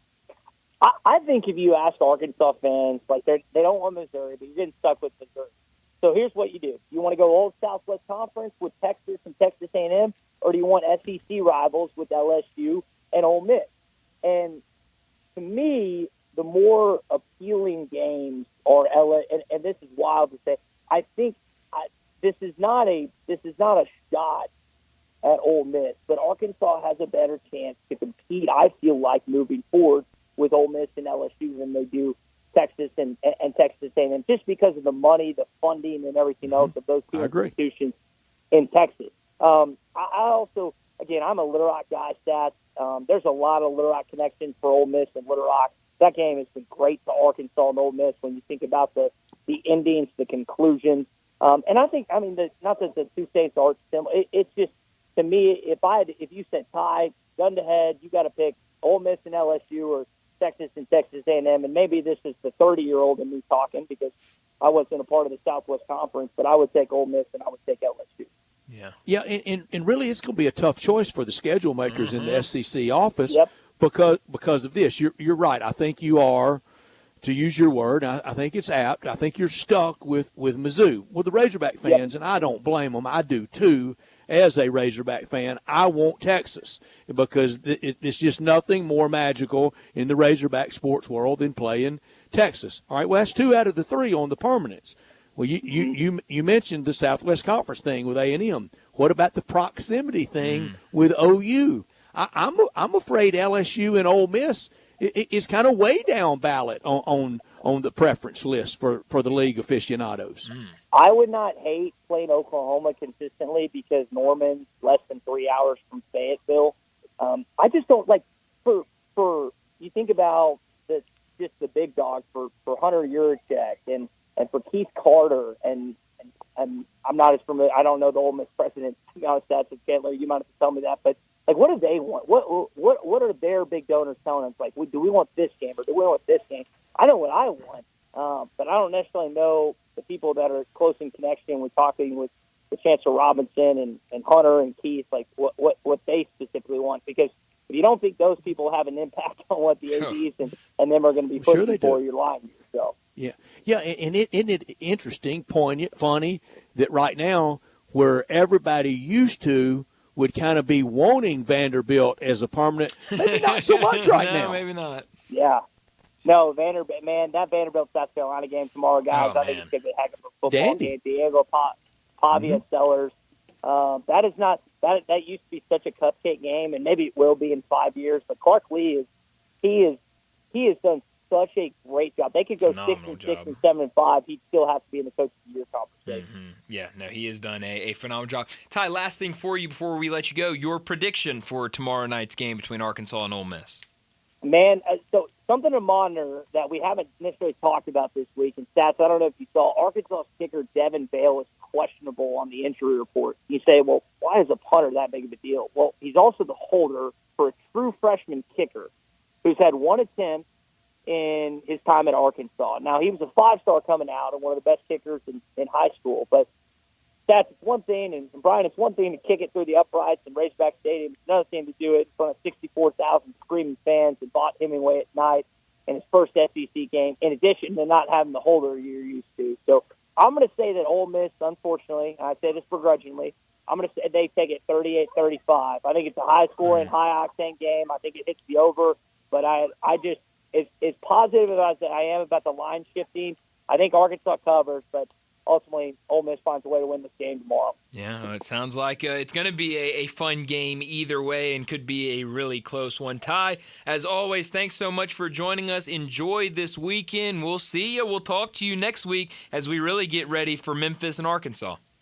Head into the 9-0 win. Can't wait. Brian, Stats, love you guys. Appreciate you having me on as always. Right back Thank at you. you, Thanks, good Ty. friend. It was a great time at lunch day. Thank you, Ty Richardson, for joining us every week and in the area this week and next week for some real fun games. He's brought to you every Friday by the good people, the great people at East Memphis Ace Hardware. Shop locally with your friends at East Memphis Ace Hardware at 5143 Quince in the Quince Station Shopping Center, where the nice people are helpful and very knowledgeable, and you can be part of that customer loyalty program. It really pays for it to work both ways. You want that old-fashioned hardware store? We have it. It's what Jarrett and Janelle Carter have, what they've built, what they've established, and I talked about firing up the grill all weekend. You can do it on that patio this weekend, or tailgating, wherever you're going this weekend. Fire up that big green egg. That's the place in Memphis to go buy an egg and get it smoking this weekend. Gas grills, charcoal grills, flat top grills, all the brands, Weber, Traeger, Blackstone, East Memphis Ace Hardware, with everything you need to get cooking. Knowledgeable advice on how to choose that perfect grill for you. Assembly, they take care of it all. Almost hand deliver it to the front door. Outdoor power equipment, paint and supplies, tools, and you can decorate your yard for football season with all the SEC yard decor, all the Tiger yard decor, for you to let your neighbor know exactly where you stand in football season. Outdoor living with patio furniture, coolers, all the great brands like Toro, Milwaukee, and Steel. Ace really is the helpful place in East Memphis Ace Hardware, the local friendly place at 5143 Quince in the Quince Station Shopping Center at Quince and White Station. Well, we've talked about it a lot, and I don't want to give our picks away because I know we will do that in our next segment, but everybody we've talked to this week, and Brett, you've been saying it all week, kind of expects that this game tomorrow between Arkansas and Ole Miss is going to be a close one, going to be a really, really fun game to watch. So I know we're looking forward to it and see who comes out of that one. 3-0. One team will be 3-0 out of that game, so definitely will be fun to watch. And what can make you feel real good can make you feel real bad. That 3-0 will feel really good for somebody. Oh, it will feel great for somebody. And if you're Ole Miss and you get that win, you're 3-0 and 2-0 in conference play. So you're going to feel double good after that if you can get the win tomorrow against Arkansas. Well, we're about to get to a break, and when we return, we're going to get to our first National Bank and Trust Friday football forecast. But before we do that, let me remind you about our 5 o'clock sponsor. It's Jaguar Land Rover Bluff City. Jaguar Bluff City has been the premier Jaguar dealership for the greater Memphis area since 1984, and their talented team is ready to help you find your next perfect vehicle at unbeatable rates. Swing by Jaguar Land Rover Bluff City today and check out the new 2025 models like the 2025 Range Rover Sport, the 2025 Range Rover Velar, and the 2025 Defender. Test drive the Range Rover Sport, where luxury meets performance. It's a perfect mix of style, performance, and versatility, with options ranging from 360 horsepower up to 635. It's also available as a plug-in hybrid electric vehicle with $7,500 federal tax credit when leased with approved credit. Take a look at the Range Rover Velar, powered by mild hybrid technology and enhanced with the latest well-being features and fully connected entertainment system. The Range Rover Velar is the ultimate luxury compact crossover. Purchase yours today and get special 4.4% for 72 months financing available with approved credit. Don't forget about the Defender, available in multiple models to fit your needs. The Defender is built for the modern explorer, and Jaguar Bluff City, they're offering special interest rates for 60 and 72 months on various models.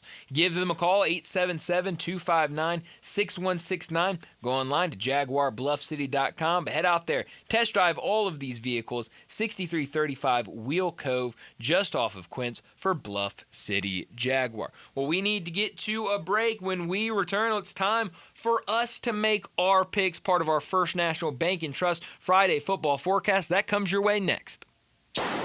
Not only can you listen to your favorite shows on Sports 56, you can also watch video of the shows live on Twitter and YouTube. Are you ready for the... Watch and listen every day at Sports 56 WHBQ. Does your system sound like this? Hi, this is Lauren Choate from Choate's Air Conditioning, Heating, Plumbing, and Electrical. If your HVAC system is over 10 years old, then it's probably out of warranty. Don't wait for it to break down and cost you expensive repairs, but be proactive with this incredible deal from Choate's. Right now, for a limited time, for the first 50 customers, we're giving a free 10-year labor warranty plus $1,000 off a brand new Carrier system install. That's peace of mind and big savings. And that's not all. Thinking about a backup Generac generator or maybe endless hot water with a Rinnai tankless system? You'll also get $1,000 off plus a free 10-year labor warranty on those too. Since 1958, Choate's has been serving the Mid-South with old-fashioned service you can trust. So turn to the experts with Choate's and call 347-8086 and let our family serve your family.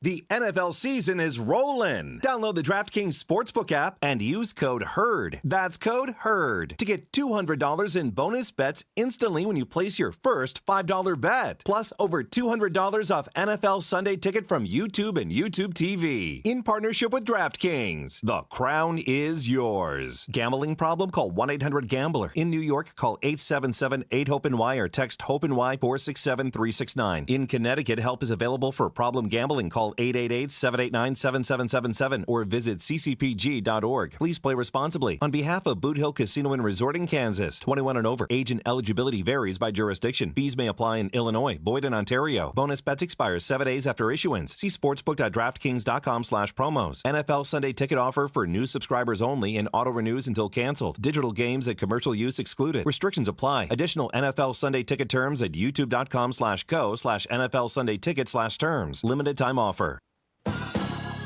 Encore flavor, Corky's barbecue. We're cooking it up, down home way. Hickory smoke flavor like the good old days. Hey y'all, Jimmy Stovall here with Corky's Barbecue. Catering is our specialty. Memphians have trusted Corky's to cater their events for 40 years because we make it easy for you and delicious for your guests. Whether it's 50 people or a crowd of thousands, our experienced team comes to your location, sets up, serves, and ensures everyone enjoys a Corky's all-you-can-eat barbecue buffet starting at only $7.99 per person. You can't beat it.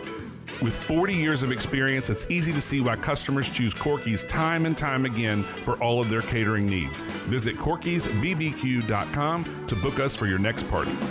Encore flavor, Corky's barbecue. Air. We breathe it naturally. Simple, right? Not so fast. The air you breathe could be hazardous to your health. Don't guess. Be sure with a phone call to the Memphis Mold Inspector, the only licensed mold assessor in the Mid-South. Call the Memphis Mold Inspector to check the air quality inside your home and office. Protect babies, pets, new homes, old homes, employees, friends, loved ones, and you. Just call 901-292-7788 for clean air and peace of mind. 901-292-7788 for the Memphis Mold Inspector. Do you know one of the best things you can do for your employees or family's health? Provide Arctic Clear bottled water. Arctic Clear bottled water is your locally owned and operated bottled water provider. Arctic Clear is 100% natural spring water with free delivery and setup, dependable service, and no long-term contracts. What an easy choice. Call Jeff Manus today, 901-382-2363, or visit arctic-clear.com. Arctic Clear bottled water. Call now, 382-2363. That's 382-2363. Listen each and every Sunday morning at 10 a.m. and join Ottawild Presbyterian Church for worship. Ottawild is a PCUSA church located in Midtown Memphis. Sports 56 traffic. Good afternoon. Still busy out here trying to get through certain parts of Midtown. 240 South and South Parkway. Heavy right on schedule, actually, on 240 eastbound as you get on to 385 Billmore. Parkway cranking up now, headed out towards Collierville. A little bit of radar spotted within the last hour on I-40 as you come out of Shelby County out into Fayette County.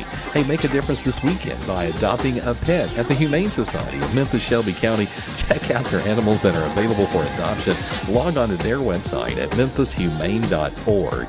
I'm Commander Chuck when you're on time traffic.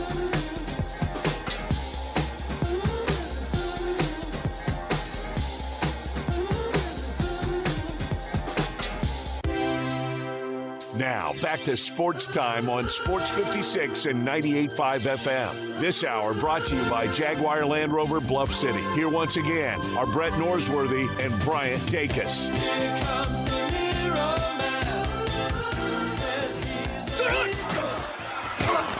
Friday football forecast from First National Bank and Trust, a division of First National Bank of Eastern Arkansas. Real estate isn't something you purchase or develop or desire. It's something you appreciate, respect, and know. With real estate, there's no gray area. You either know it or you don't. First National Bank and Trust, a proud division of First National Bank of Eastern Arkansas. They've known it since their beginning in 1886. Clients depend on First National Bank because they know real estate. Brooks Winchester, Bill Samish, and many more can assist you in your acquisition of that hunting land, farmland, a construction project. Let First National Bank and Trust make your dreams a reality. 775 Ridge Lake Boulevard, Suite 140 in Memphis, 901-498-5763, or the office in Collierville, or online at fnbtmemphis.com. For commercial real estate, residential construction, or recreational and agriculture financing, let First National Bank and Trust help you. They're a division of First National Bank of Eastern Arkansas, where I have had an account, been a friend, and been a customer my entire life.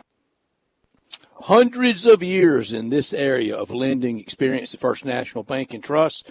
As I said, a proud division of First National Bank of Eastern Arkansas, and they build relationships over the long haul. The long test of time is what you can measure them by.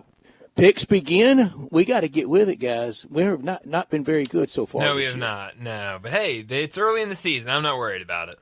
This is our weekend. That's we right. turn it around starting tomorrow morning, 11 o'clock on ESPNU.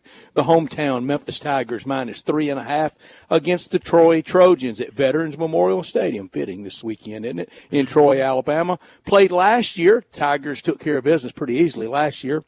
5-1, the Tigers are all-time. They first played in 1937. I don't have anything on that game. Back-to-back games with 4 or more touchdowns for the Tigers. First time since 2018 rushing. 4 more touchdowns rushing since 2018. The Tigers tied with Ohio State and Illinois for the nation's longest win streak. How about that company? They're tied at 6. Goose Crowder, as you said the other day with Barry McKnight, maybe a name right out of Hollywood for a college quarterback playing in the South. Goose Crowder, 19 of 31 last week. 233 and a touchdown, but 3 picks against Clemson, and I think the Tigers' secondary is one of the real strengths of the team. Bryant, you start. Yeah, I hate this game. I don't like where the line's at. I don't like the feeling I have with this game. It just feels like a lot could happen in this game. This one feels like it's one that's going to come down to the fourth quarter, and who really knows what happens. We talked a couple days ago, like you mentioned with Barry McKnight. He's talking about their running back that has all these yards after contact. We were talking earlier on Monday with Jonah Dillon about all the missed tackles for the Tigers defense, an 11 a.m. game on the road. It feels like a lot could go wrong for the Tigers. You've got the big game against Arkansas next week. A lot could go wrong here, but I'm going to continue to back the Tigers. They've been good to start the season, covering back-to-back lines against Chattanooga and Georgia State. We'll take them again, -3.5 in this one. I'll roll with the Tigers, but out of all these games we're going to pick today, this is probably the least confident I am in any of these games. I was going to say, if you're scared, say you're scared, but you started with, I'm scared I of am this scared. one. So no, I'm terrified. there you go. Landon. I'm right there with him. I'm not as scared as Brian is about this game, but I like Memphis here. I like the point spread. I can definitely see us taking care of business here because, I mean, yes, they took Clemson to the limit last week, but if you've looked at Clemson the past few seasons, they've had some struggle games early on or late throughout the season, so no strangers to that. But I fully expect this to be a really good game, but I think Memphis, with our rushing attack and all the weapons that we have, takes care of business. I can easily see a touchdown win, maybe more, so give me Memphis here. No maybe to it. 35-14, Tigers win. Group lock. We're 2-2 in college football group locks this year. Early and often for the Tigers, and sets up a great Memphis radio week next week, leading up to the Arkansas game. 2:30 on ABC, the Georgia Bulldogs -3.5 at Tennessee at Neyland Stadium for Dogs and Vols. 1968 at Neyland Stadium. That was the first game on AstroTurf at Neyland Stadium for Tennessee and Georgia. That was affectionately known as Doug's Rug for Doug Dickey, the head coach of the Vols. Herschel Walker made his college football debut at Neyland Stadium in this great rivalry in 1980. All Josh Heupel lacks in the Big Three, Bama, Florida, Georgia, is a win over Georgia. He's gotten that Bama and Florida thing a little bit taken care of. 29-23-2. Georgia leads all time. Kirby 8-1 as a head coach against Tennessee. ABC, ESPN, A-Team there with Chris Fowler, Kirk Herbstreit, and Holly Rowe. Kirby 107-19 in his tenure at Georgia. It was everything they dreamed of, getting him finally to come back and be coach of his beloved Dogs. Tennessee 11-10 versus ranked opponents under Josh Heupel. I'll start with Tennessee winning 21-20, getting the upset, breaking the 8-game losing streak against Georgia. Bryant. Yeah, I've been going back and forth on this one pretty much all week, whether it was when I was kind of debating for this segment which way I was going to go, or just early in the week when we were talking about this game. I really don't know who wins this game. I think it's going to be a close game. I think it's going to be one of the better games of the day. But so this is the segment we know who wins. No. I'm just picking the spread, Brett. I don't really know anything is what I'm learning about myself. I don't know anything. And so I don't know who's going to win this game. I really don't. I feel like it could come down to a field goal. It could come down to a last-second score. And for that reason, I'm going to take Tennessee plus the 3.5 at home. You mentioned it earlier this week, Brett. If Tennessee's going to get Georgia, if Josh Heupel's going to get Georgia, it feels like this is the time to do it. That offense has been clicking for Tennessee. And on the other side, Georgia, while they've been able to take care of business through the first 2 weeks, it hadn't been as clean as I think Georgia fans would want to see it. So I think Tennessee at home tomorrow could really punch Georgia in the mouth early, make this one interesting. And if you're giving me that field goal with Tennessee for some coverage, I'll take Tennessee with the points. You got it. Old number 23, Coach Tommy West picked his alma mater, the original Michael Jordan at Tennessee, right, 23, Coach Tommy West. All right, Landon, make it a group lock, and we'll move right along. Yep. Well, it won't be a group lock. I'm going to go with Georgia here. Oh, smart man. Yeah, well, I don't know. I kind of like being on an island on myself on this one. The way we've been group locking, that's not a bad idea. We're the island of misfit pickers. Yes. Well, as of right now, I'm very confident in Memphis, so we'll be 3-2 at least next week. But for this game, I'm going to go with Georgia. This is really the first test for both of these teams this year. You could argue that Tennessee maybe had a little bit of tougher schedule. Syracuse being really their only team they've really faced so far, but Syracuse only having a win over a less than stellar UConn team in overtime last week, and Georgia rolling through competition up to this point. This is really going to be the first time we're really going to see both of these teams tested, but I'm going to have to give the edge to Georgia here. I think they got a lot of weapons and a lot of pieces in the right place, so I'm going to take Georgia with these points. I can see a touchdown win here as well. A lot of conversation about not believing in Georgia, but Landon does. Tomorrow night, 6 o'clock on ESPN, not far from where I am right now. Ole Miss -6.5 against the Razorbacks in that storied rivalry that neither side wants to admit it. In this game, Ole Miss leads all time, Arkansas leads all time 37-33 to 1 last year. We know it was 63 for Ole Miss in Fayetteville. It won't be that. Previous 9 we talked about yesterday, total of 59 points between these two. We're going to regress to the means. Water's going to find its level. We're going to get back to crazy and close games. We know last year was the outlier. Taylor Green, more experienced than Austin Simmons.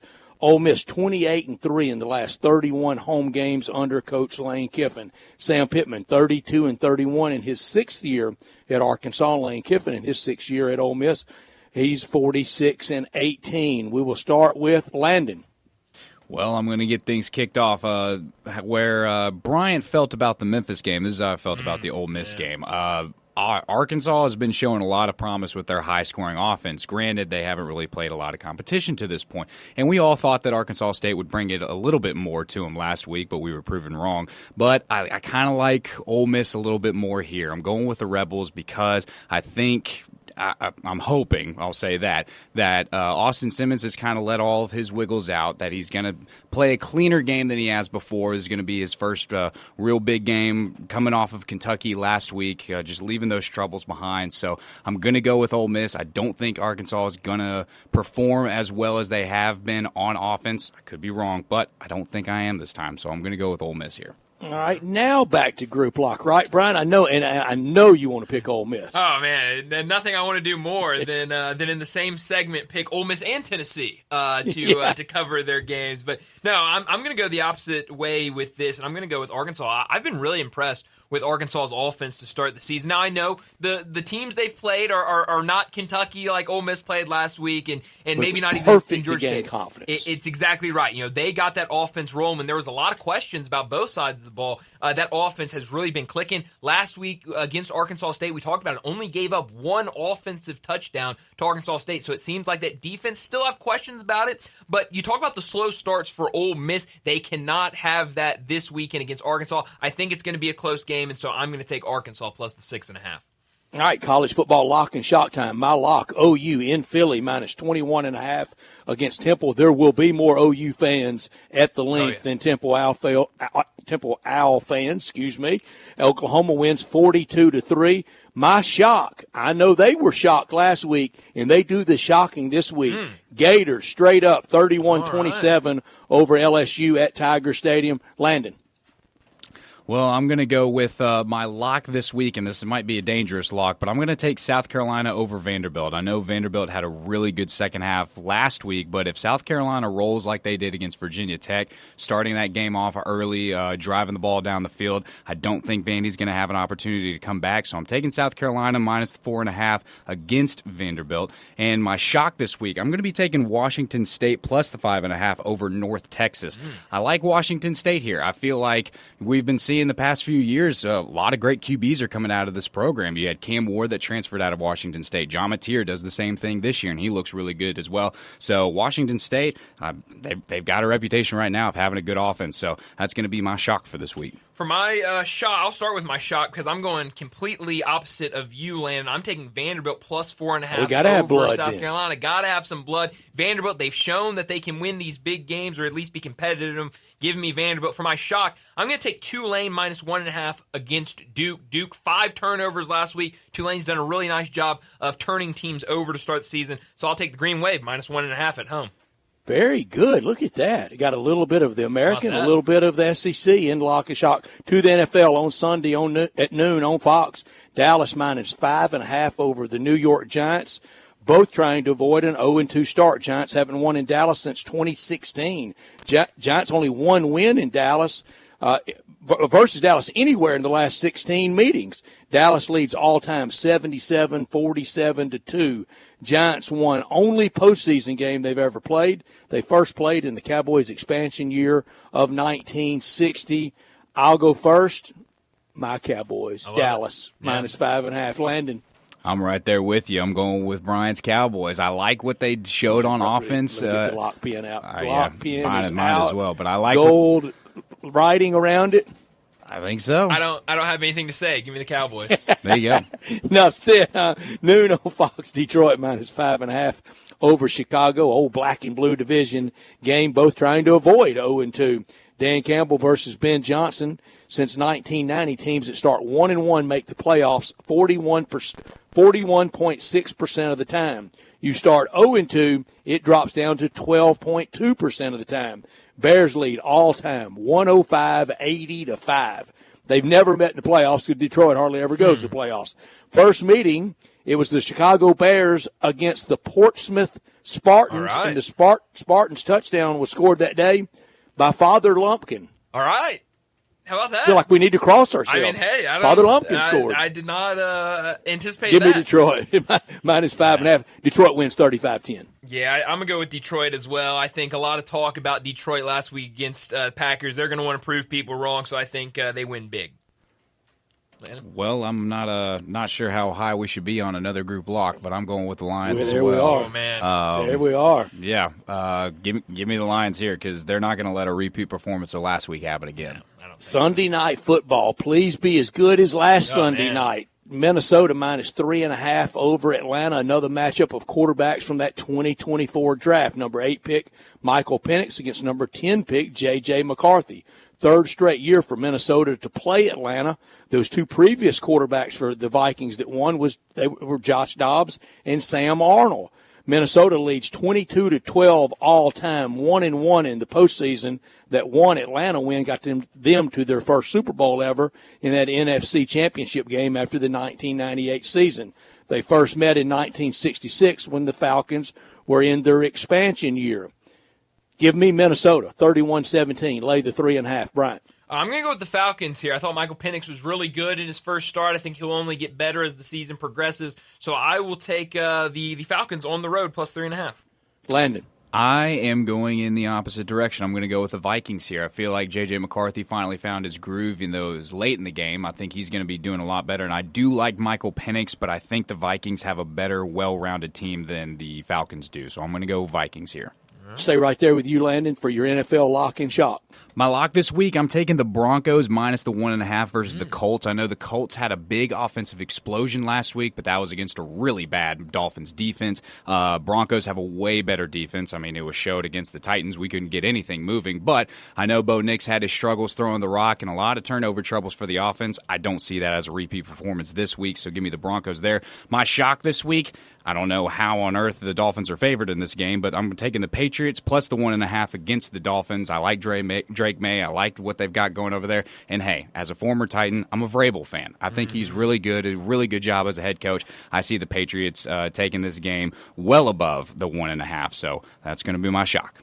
Laying the 1.5 in one game and taking it another. You like the 1.5 this week. Bryant, lock and shock. Yeah, for my lock, I'm going to go with the Steelers at home. I'm going to take a minus 2.5 over the Seahawks. Seahawks, I thought, put up a good fight against the 49ers, but really struggled towards the end of the game. I think the Steelers' defense has a complete game this weekend, so I think they get the win there. I think they're able to cover at home. And then for my shock, I'm going to give the Chiefs a look. Sunday afternoon at home against the Eagles. It's kind of the same thing. A lot of people starting to be down on the Chiefs after 1 week. I think getting back home, not playing in Brazil, I think that will help them out a lot. So I'll take the Chiefs plus 1.5. My NFL lock, I'm going to take the Rams. Sorry, Landon, lay the 5.5 Sunday. That's okay. in downtown Nashville against the Titans. And my shock's going to be the Jets. And I'm going to take the Jets just to cover against Buffalo, the big point, 6.5, to cover that intrastate rivalry game, or really is it a rivalry at all right now with how Buffalo's doing and how the Jets have done. That's our picks for this Friday afternoon. Our First National Bank and Trust Friday football forecast. We do it every Friday. They're a division of First National Bank of Eastern Arkansas for everything real estate. Everything commercial, ag, hunting, recreational. Contact them at fnbt.com or call them at 901-498-5763 or stop by those great offices. They're stable, secure, solid, reliable, and consistent through all these years. Well, let's get to our final break of the day, and when we return, we'll wrap up today's show with Moe's Crunch Time. Add a little fun to your lunch break. Join Johnny Radio for Sports 56 Happy Hour from 11 to 1 every weekday on Sports 56 and 98.5 FM. If you need glass replaced, there's only one name you need to know. Binswanger Glass, the largest full-service glass company in the U.S. They've been an industry leader for over 145 years. For all your residential, commercial, or auto glass needs, Binswanger Glass is the name you need to know. 24-hour emergency service for all commercial customers, plus a nationwide warranty on all professionally installed glass. Visit Binswanger Glass in Midtown at 340 South Hollywood across from the Liberty Bowl. Visit binswingerglass.com. Binswanger Glass. Step up your wings game at East Coast Wings and Grill. With over 60 wing flavors and 7 heat indexes, do you have what it takes to turn the heat on your wings up to insanity? East Coast Wings and Grill is family friendly with a large variety menu to satisfy the whole bunch. Sign up today for their loyalty program and taste the rewards. For every $1 you spend, you collect a point. Earn 100 points and receive a $5 reward. Next to Lowe's off Highway 64 in Bartlett, come try America's best wings at East Coast Wings and Grill. Rick's Powder Coating for a beautiful finish every time. Rick's Powder Coating specializes in automotive, ornamental, residential, and industrial coating. With 2 conveyor lines and the largest batch ovens in the Mid-South, Rick's can accommodate all of your powder coating needs. Locally owned and operated since 2002, Rick's Powder Coating will customize a beautiful finish just for you. Drop by or call to see how Rick's Powder Coating can bring color to your life. 901-367-2771 or rickspowdercoating.com.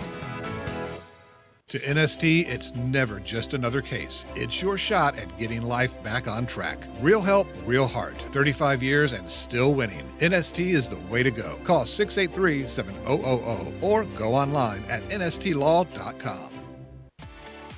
At Jason's Deli, when you're dining in or picking up curbside, you can expect wholesome food and no surprises, just delicious sandwiches, crisp salads, and quick quality meals made with the freshest ingredients and no artificial trans fats, MSG, high fructose corn syrup, or artificial colors and dyes. Around here, a lot of thought goes into what we put into our food and what we take out of it, because you're not just taking a bite, you're getting a taste of who we are. New items are constantly being created to expand our menu for all tastes and special diets with vegan and gluten-free options available. Convenience and on-time delivery you can count on. It's just a click away at jasonsdeli.com, so whether you need to feed 5 people or 5,000, the team at Jason's Deli, they have the credentials and the commitment to keep you satisfied. Freshness is nearby at Jason's Deli with locations at Ridgeway in the Park Place Center, Poplar and Highland, Germantown Road in Cordova, and on Goodman Road in Olive Branch. Jason's Deli. It's wholesome food and no surprises.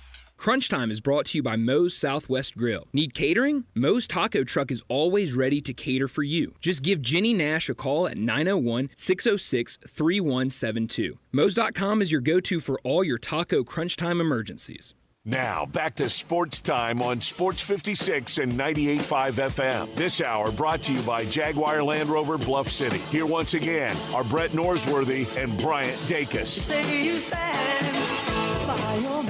This is pretty cool, and we're just getting started.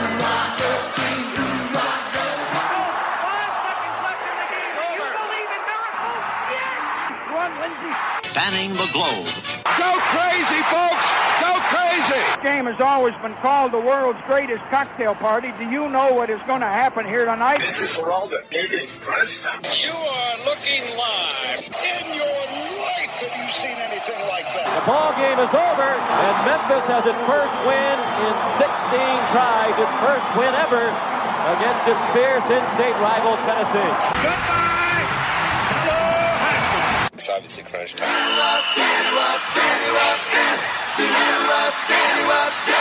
Hammer, nail, coffin, this baby is over.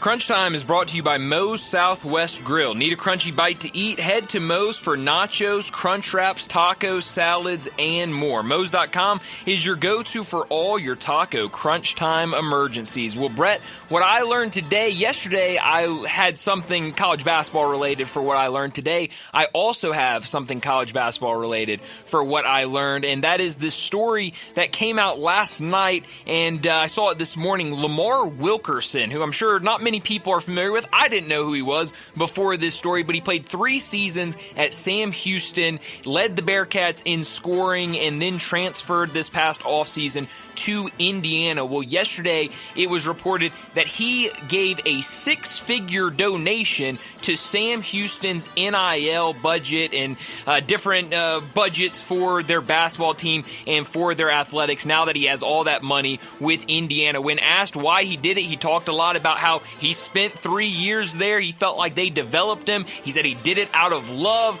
and that they hold a real soft spot in his heart for what they did for him, and he wanted to give back to that program. And really cool to see a player do that with all that NIL money.